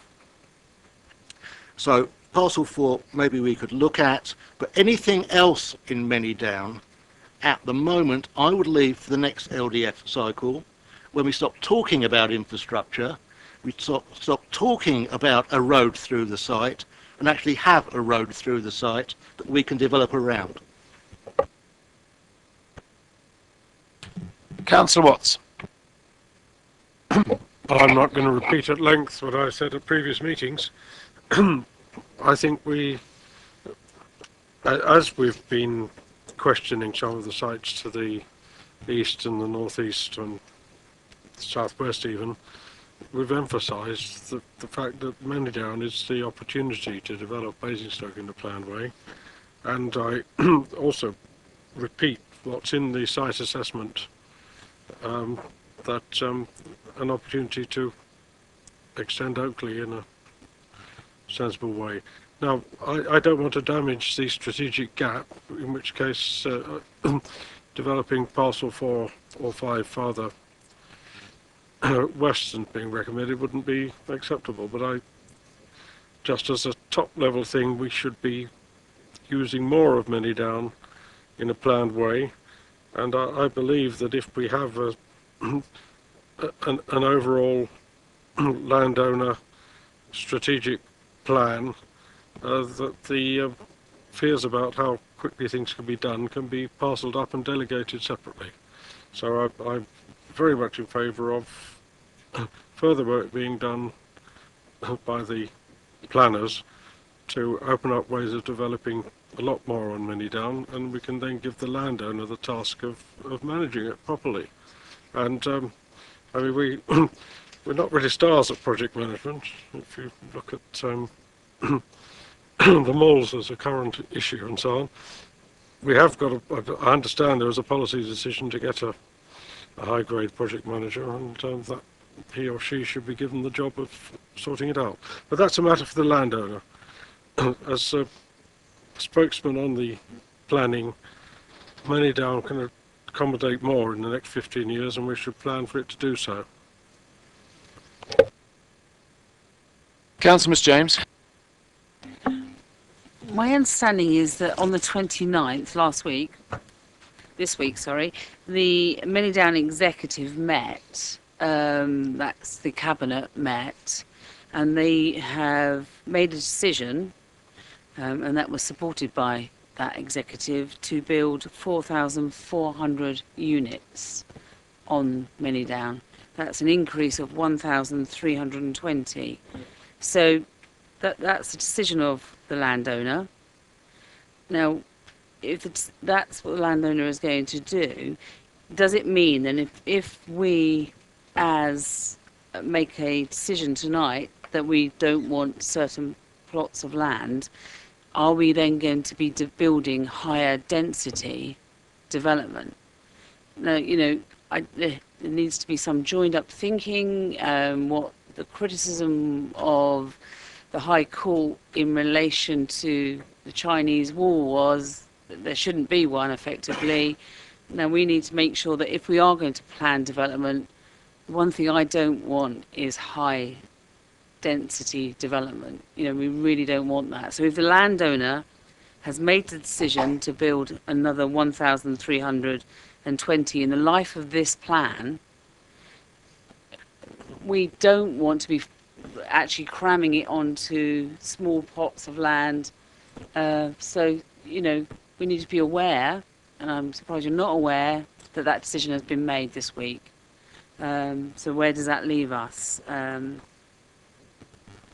I don't know where it does leave us, Andrew. You're saying, please, Chair, and we've been told by the officer that the recommendation is for 3,080 units, but the executive of Moneydown this week have made a decision to build a higher number. What does that actually mean? What does it mean? I'll draw back to the Moneydown judgment. As you'll remember there's a distinction between the landowner and the local planning authority. We're there to assess what's deliverable and achievable in the plan period. The landowner is there to promote the land for what they want to do. So there's a clear distinction there. What we're putting forward to members is 3,080 because that's what we think we could deliver and see delivered over the plan period. As we've said before, I think there's a fair bit of work that would need to be done prior to the development taking place. And we haven't seen the levels of 300 houses a year being built across the borough certainly in recent history. And an inspector at an examination is going to be looking at us very clearly, very detailed, wanting to see that we can deliver the housing that we're saying we're going to deliver. And if we put all our eggs in one basket and say, well, we'll deliver 500 a year on this site, we'll be laughed out of the inspection, and all of the developers of other sites will be coming forward and saying to us, actually, a reasonable amount of development to be achieved per year is X, which is what we've delivered elsewhere. So we have to think in those terms, in terms of what's deliverable and achievable in the plan period. So about 300 a year is what we're suggesting in years 5 through till 15 of the plan period. Do members consent to the suspension of standing orders? And we'll review the position at 10 o'clock and see how we've got to. Are we all in favour of doing that so that we can carry on after 9:30? Thank you. Councillor Miss James.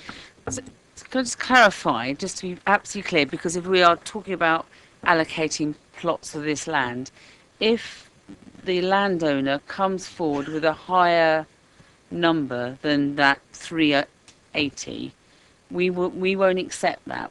Because I think it's really important, if we are going to plan for Moneydown, we're aware of what we're actually allocating in plots.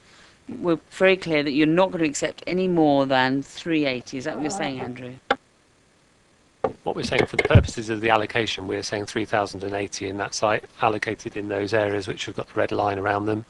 The wider areas for master planning, obviously, if development suddenly picked up and we could deliver more in the plan period, then it might mean that other sites wouldn't have to come forward. But we think, realistically, that that's the kind of level of development you would see over the plan period. So if it's 3,150, then that all goes towards counting towards your supply. So it just gives us a general feeling of what level of development will take place in the plan period within the parcels of land that we've identified. Just coming back on that, I just want to be clear because I don't want to support a many down that is high density, that has got, it isn't going to be fit for purpose. If we are going to have a development on many down, it's got to be good development. So if it is necessary, we need to release another plot to make sure that we don't end up with development that isn't going to be fit for purpose. So just be aware of that in what we're saying tonight. Councillor Miller. A couple of things, Chair, thank you. I think the number that the Joint Management Committee came up with puts us in the same position as BAS 121, where there was a site where 900 houses were going to be offered, or capacity for 900 houses, when suddenly the landowner turns around, in this case the landowner turned around and said, no, you're going to be able to build 400. That's a tail wagging the dog, because it leaves the officers in one heck of a predicament by sorting out where the numbers are going to go. The moving target of the numbers doesn't help us. I was kind of interested that I still think about this 300 delivery that's just been mentioned.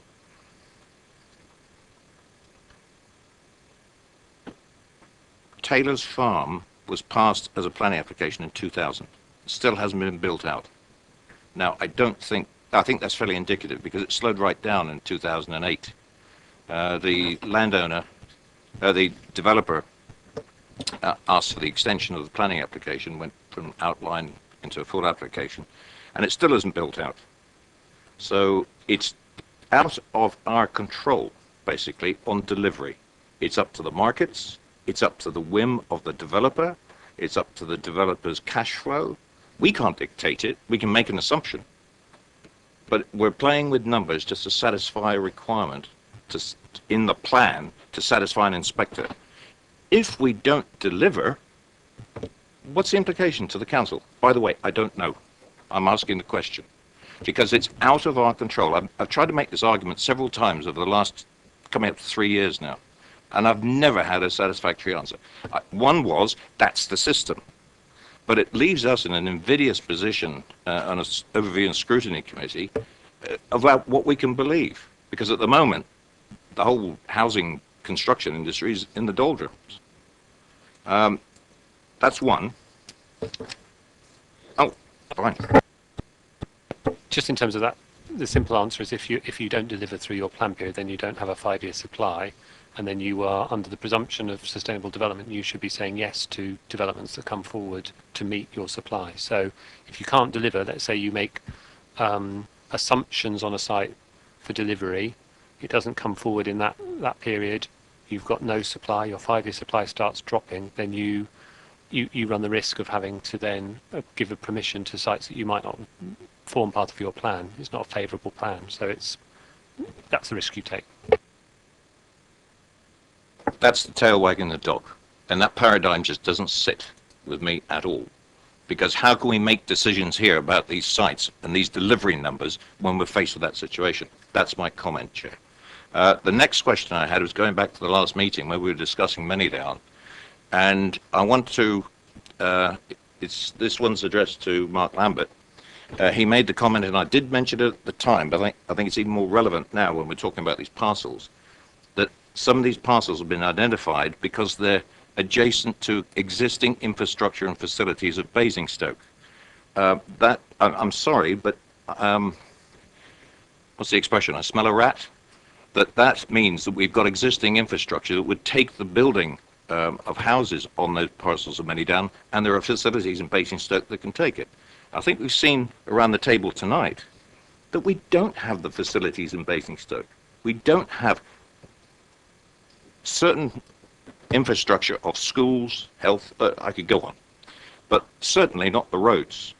And I'm sorry, I have to ask the question, could we have an identification of what that infrastructure is about that would sustain the development on Manydown? Within the Winklebury, Buckskin areas, there are existing schools and facilities. There's local services, shops. You've got existing public transport that links those areas with the town centre. Those are all the kinds of infrastructure that you would look to tap into, and you would improve through further development in Manydown. Indeed, Manydown would bring its own infrastructure, which would benefit those existing communities as well. Councillor Harvey. Thank you, Chair. I think the issue here is the best master planning of Manydown. And it's this idea that the Cabinet Committee can say, right, we're thinking of 4,400, and in planning applications later down the line look to that.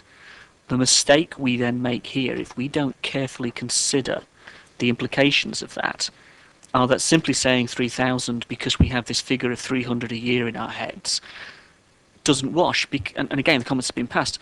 The idea that Manydown is just one big site, they're in 300 a year, compared to what we're saying on every other site, defies the object, and it allows the market to dictate something that as the public landowner we can ourselves dictate, and we should do if we want the infrastructure and we want the best planning of the area.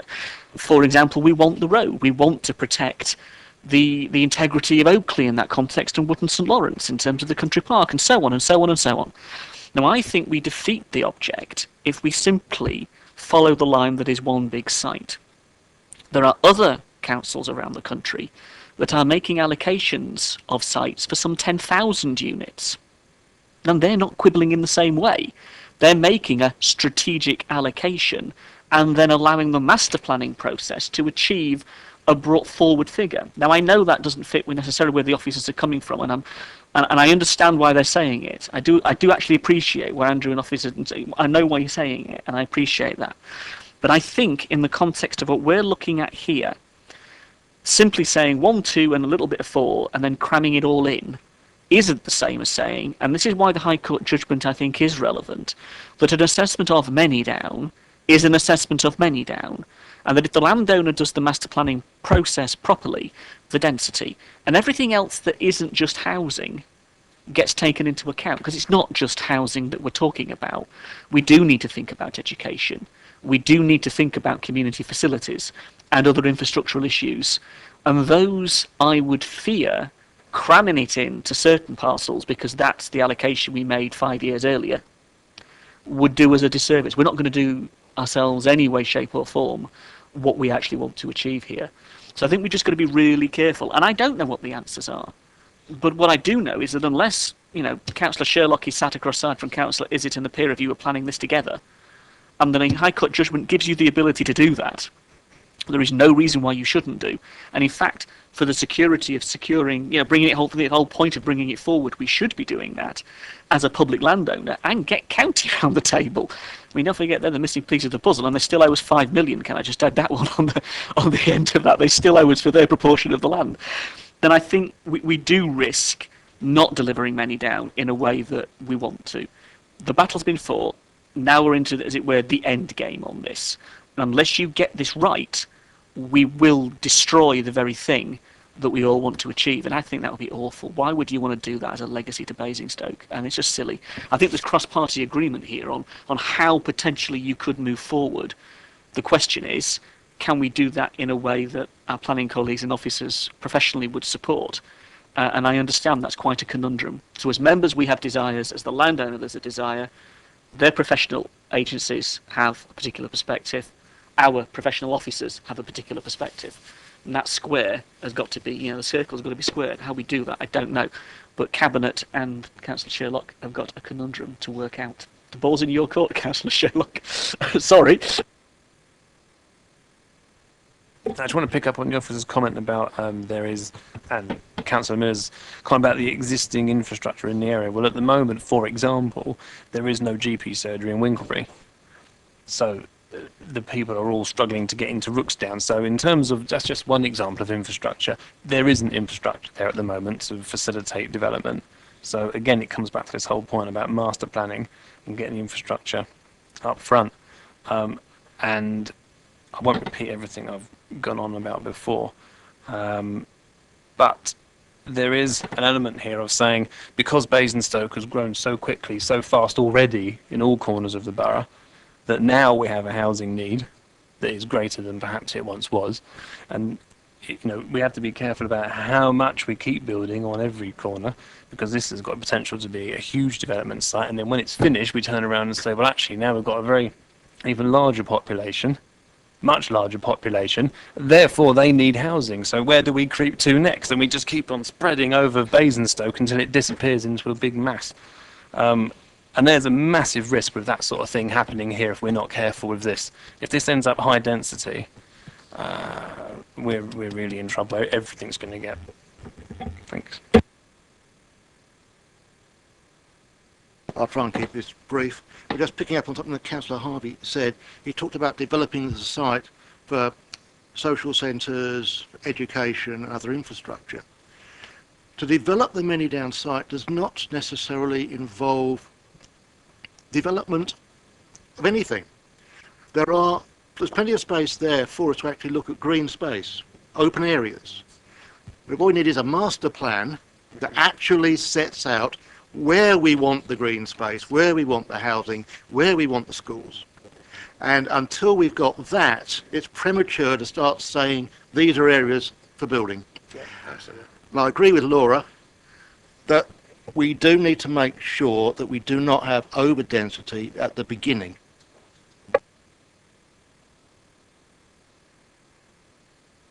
Bree?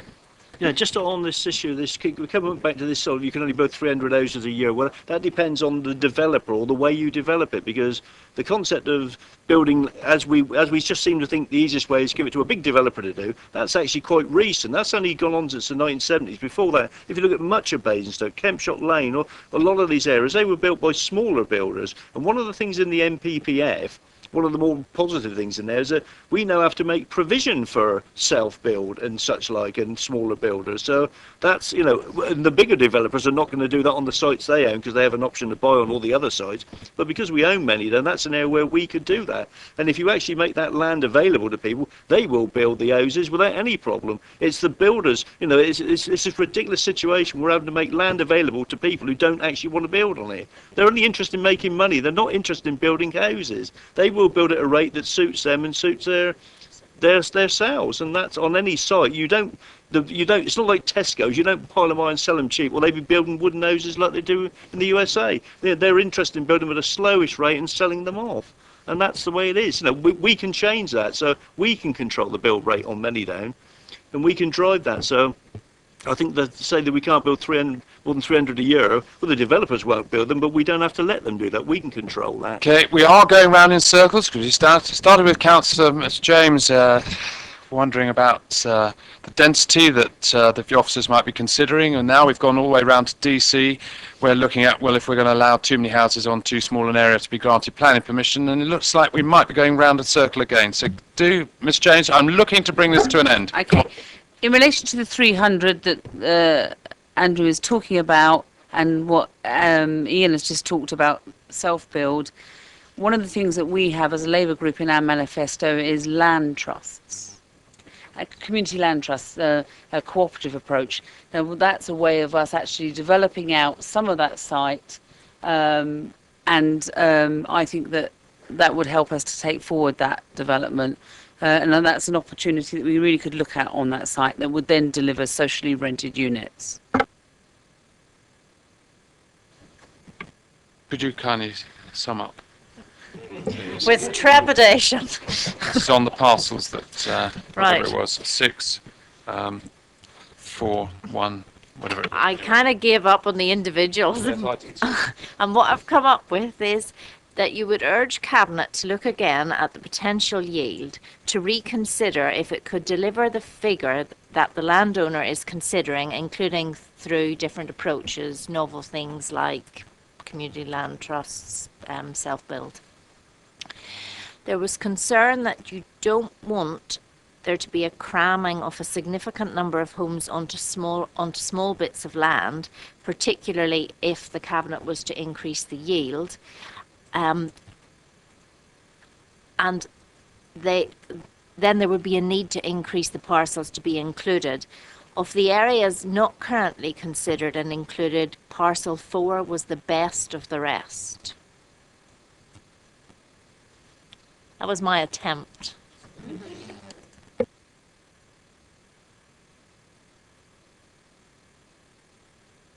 On then, fantastic.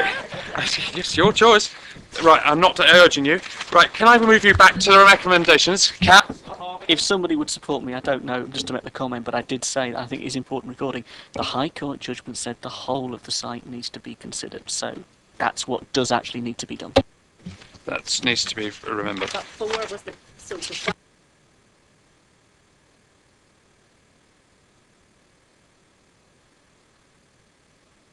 Members to go to page 53 of 172, the recommendation stage, and you'll see that the 2.1 subsection 1 says that the committee notes the content of this report, including the conclusions of the site assessment work and the sustainability appraisal. We have noted it, there's no doubt about that.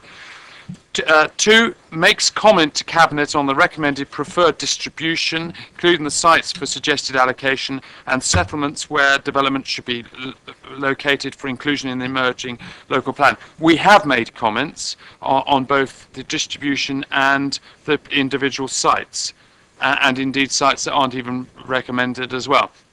3, that we note that further work is being undertaken on transport, and this will be used to inform the contents of the draft local plan, which is intended to be presented to this committee in the spring. We are noting that. Is there anything we should just pause on that for a moment? Mr. Hunt? Anybody? Yes, hold on. Could we be a bit more specific about the spring? Yeah. Yes, well, well, it depends. Don't know if it's spring in Whitchurch yet, but it's not in south of the M3. I think we intended we would be coming back in March. I think it's more likely with transport work it'll be April. There you are. It's a late spring. Councillor Miller. Thank you, Chair. I'd like to ask the officers, this transport work that's going to be gone on, is it going to take Basingstoke as a whole? As if you look at Basingstoke at the end game of what the sites, if they're occupied, so we've got a good idea of what is necessary for transportation across the borough? Or is it site by site? No, it's not site by site. It looks at the borough as a whole in terms of all the sites going in, so they're all inputs into the system, if you like. So it looks at the whole lot and the numbers that they would generate. Councillor Watts? Got the answer.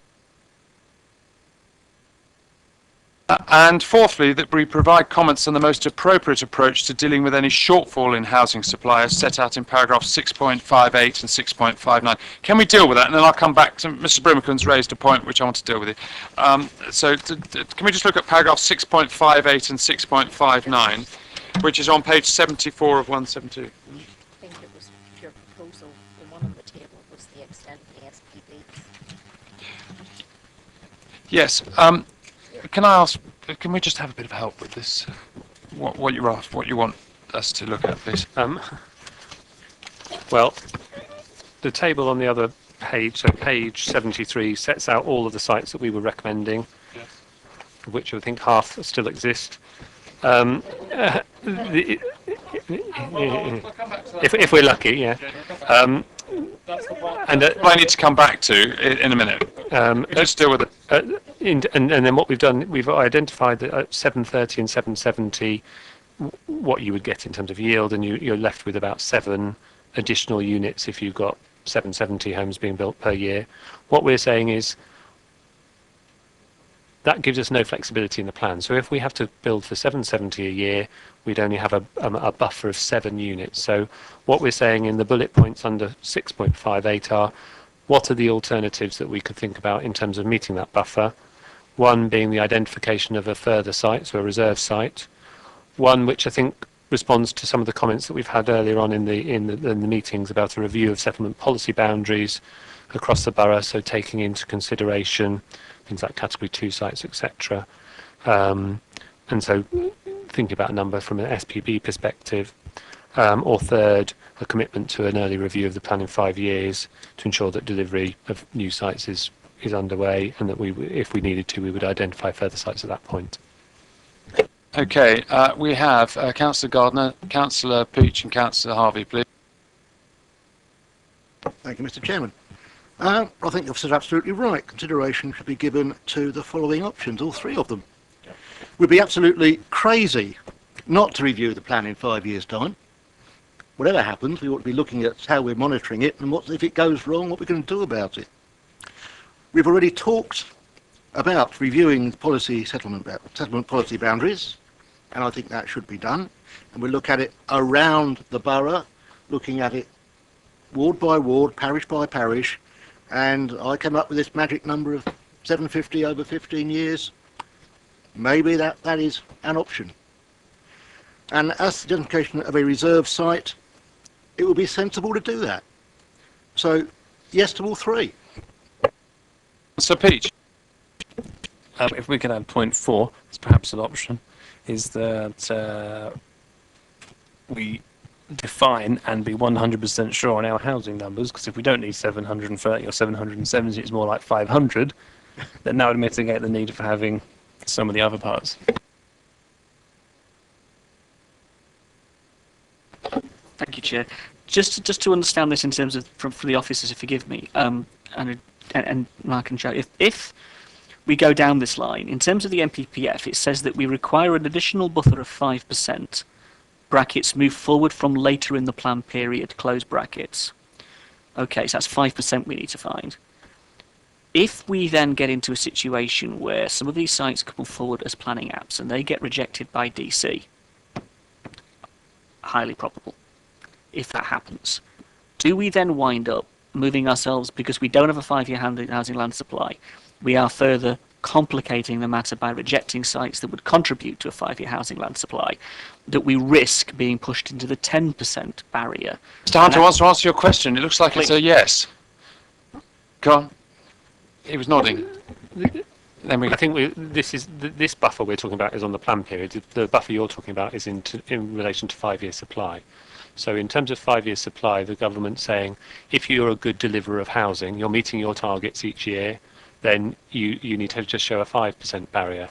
If you are not meeting targets each year, you're a serial undeliverer, let's say, then you should be showing 20% a buffer in your 5-year supply. So that's under the MPPF. What we're saying here is, in terms of the overall numbers, you need some flexibility in case a site doesn't come forward or that sort of thing.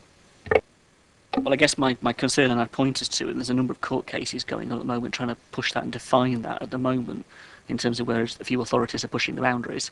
That's worth having that information in the future, I think, to guide our hand.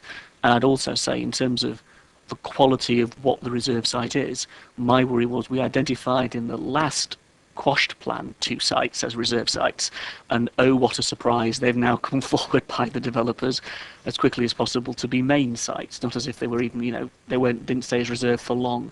So I'm just conscious of what we do and how we do it, that we don't again stick a neon sign over a piece of land that we don't want to. And maybe Councillor Gardner's suggestion is something we need to consider. Okay. Any other councillor that want to speak on this? Okay. Yeah, as opposed to bullet point 3, really, on the basis that it smacks a bit too much of kicking difficult decisions into the long grass.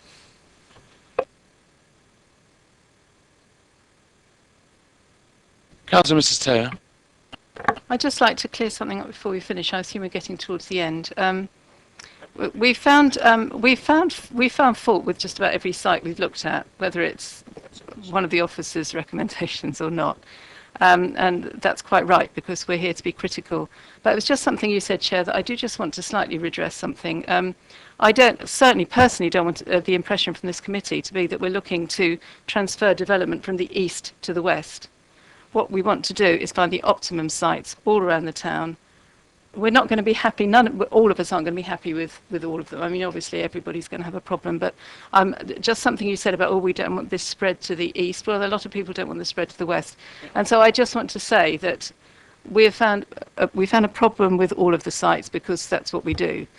But we've got to allocate some sites, and I would just like to say personally, and I hope I speak for the committee, that we want the optimum sites, whether they're north, south, east or west of the town.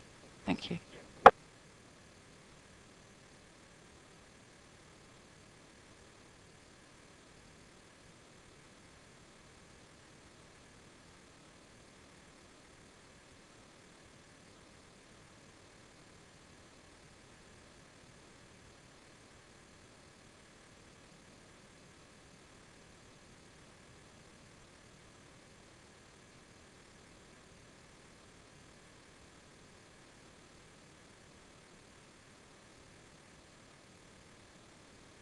relation to the start of the plan, in relation to what we've built before, that we hasn't been actually accounted for, is that number banked, and will that have an impact? And can we use that as part of this reserve? Mr. Lambert's eager to. No, we're not intending to bank that. We've looked back at the figures back into the 1990s, and it shows that in some years we under-delivered quite significantly, and in more recent years we have over-delivered. So when you balance it out, we're roughly on course to what the structure plan required of us. But at what time, because you're going back to 2009, where are you starting? Because in relation to where does this plan start from? So when will we start this plan, and when will we consider? We've taken into account completions from the last financial year, 2011.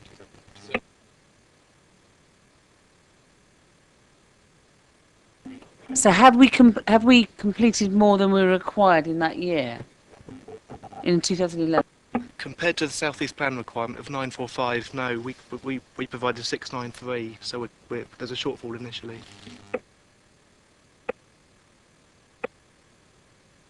Two very short items.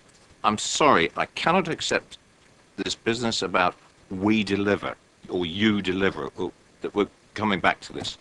This council cannot control what is not within their control. I'll just leave it there because I will not agree with that statement. The first bullet point that we were referring to in 6.58, could I suggest is the identification of possible reserve sites, not a reserve site, a possible or possible reserve sites, and you can bracket the S on the end, because that's too specific.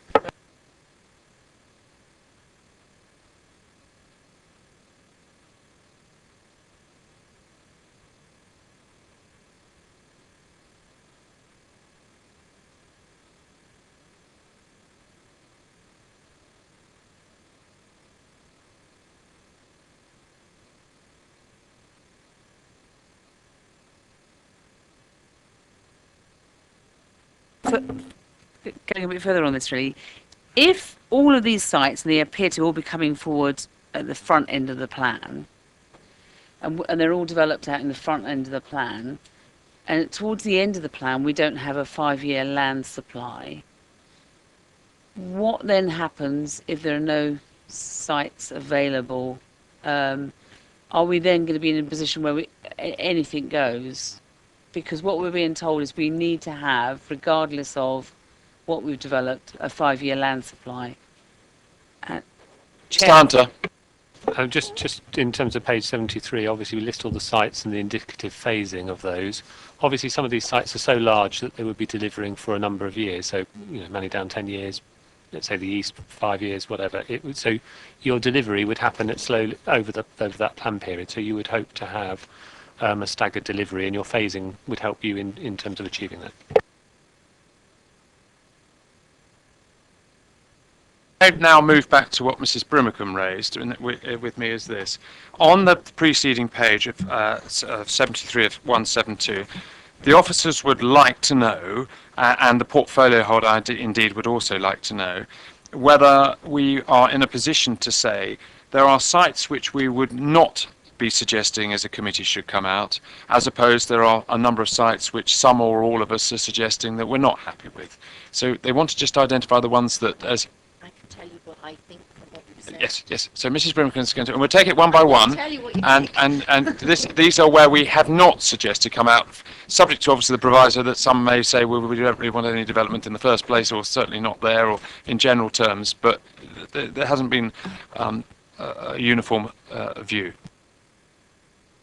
Right, now we're basing this on when you made comments, some of them you started by saying that this should not be included. So those are the ones that we picked out.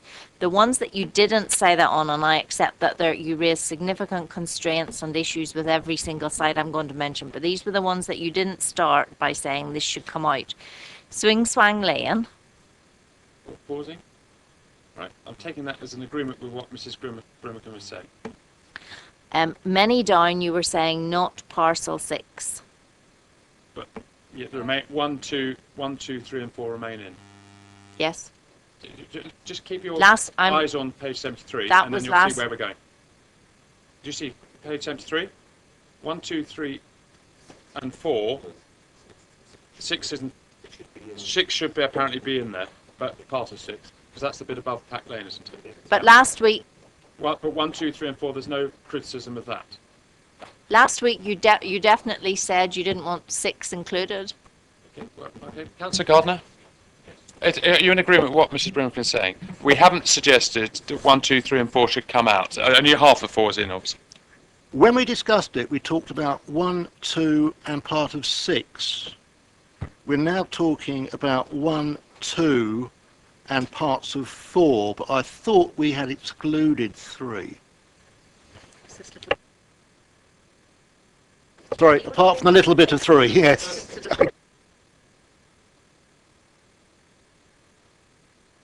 Thank you, Chair. Conscious of the debate which has had on many down, and I don't want to rehearse it, but that didn't necessarily equate to the words the officers have used if a whole site master plan approach is taken on board, which isn't to say that 6 gets developed. It's to say that the whole master plan is required to do the things we want to do. So I'm not going to rehearse the debate, but just make that point.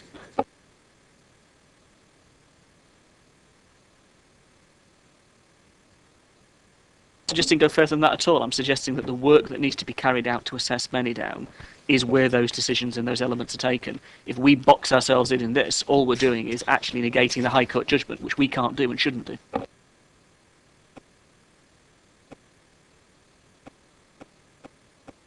Officers go away with the impression that there is, in relation to 1, 2, the little bit of 3, and half of 4, that the committee is not saying take them out.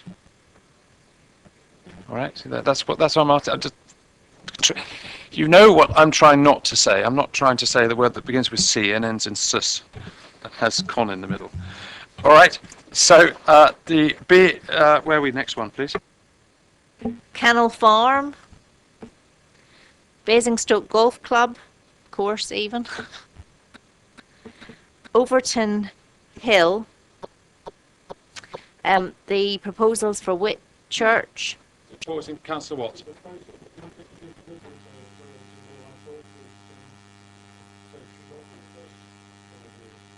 Oh yes, I've got all the phasing comments. Yes, no, this is just. Did you start it by saying this should come out? Good point, but I think they're applicable. Councillor. Councillor Mrs. Taylor. I'm just a little bit confused because we didn't have a great deal of consensus on anything, and a lot of Well, people don't- had a lot of problems with a lot of these Yes. things. And Yes, the rest. We're not going through all of them. Have you noted? We're nearly there. All right. well, I believe Karen is saying the ones that we didn't say no to. Is that right? Yes. But there are ones that a lot of people did say no to. You do understand that? Yes. Not mentioning those. All right. Those are rejected. They've already been rejected.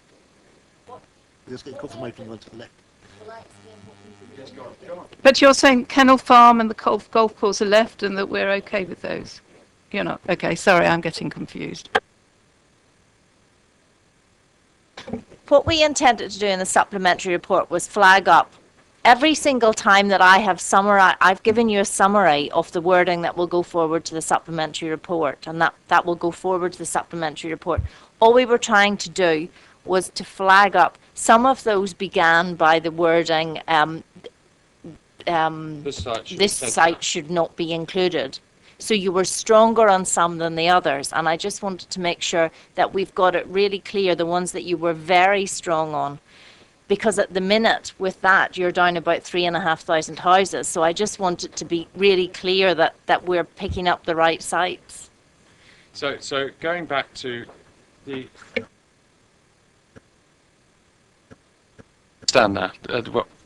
Yes, good. Okay, the next one, we've said Overton Hill. Do you want to carry on because we're nearly there? Yes. There's hardly anything. Overton Hill, we had Whitchurch was included. There was Bramley and Oakley, some but less than was proposed, but some figure around those. And Kingsclear, there were no comments on. But the others, you were saying that they should be removed. Or some or all of the committee at various stages were saying it should Yeah. be.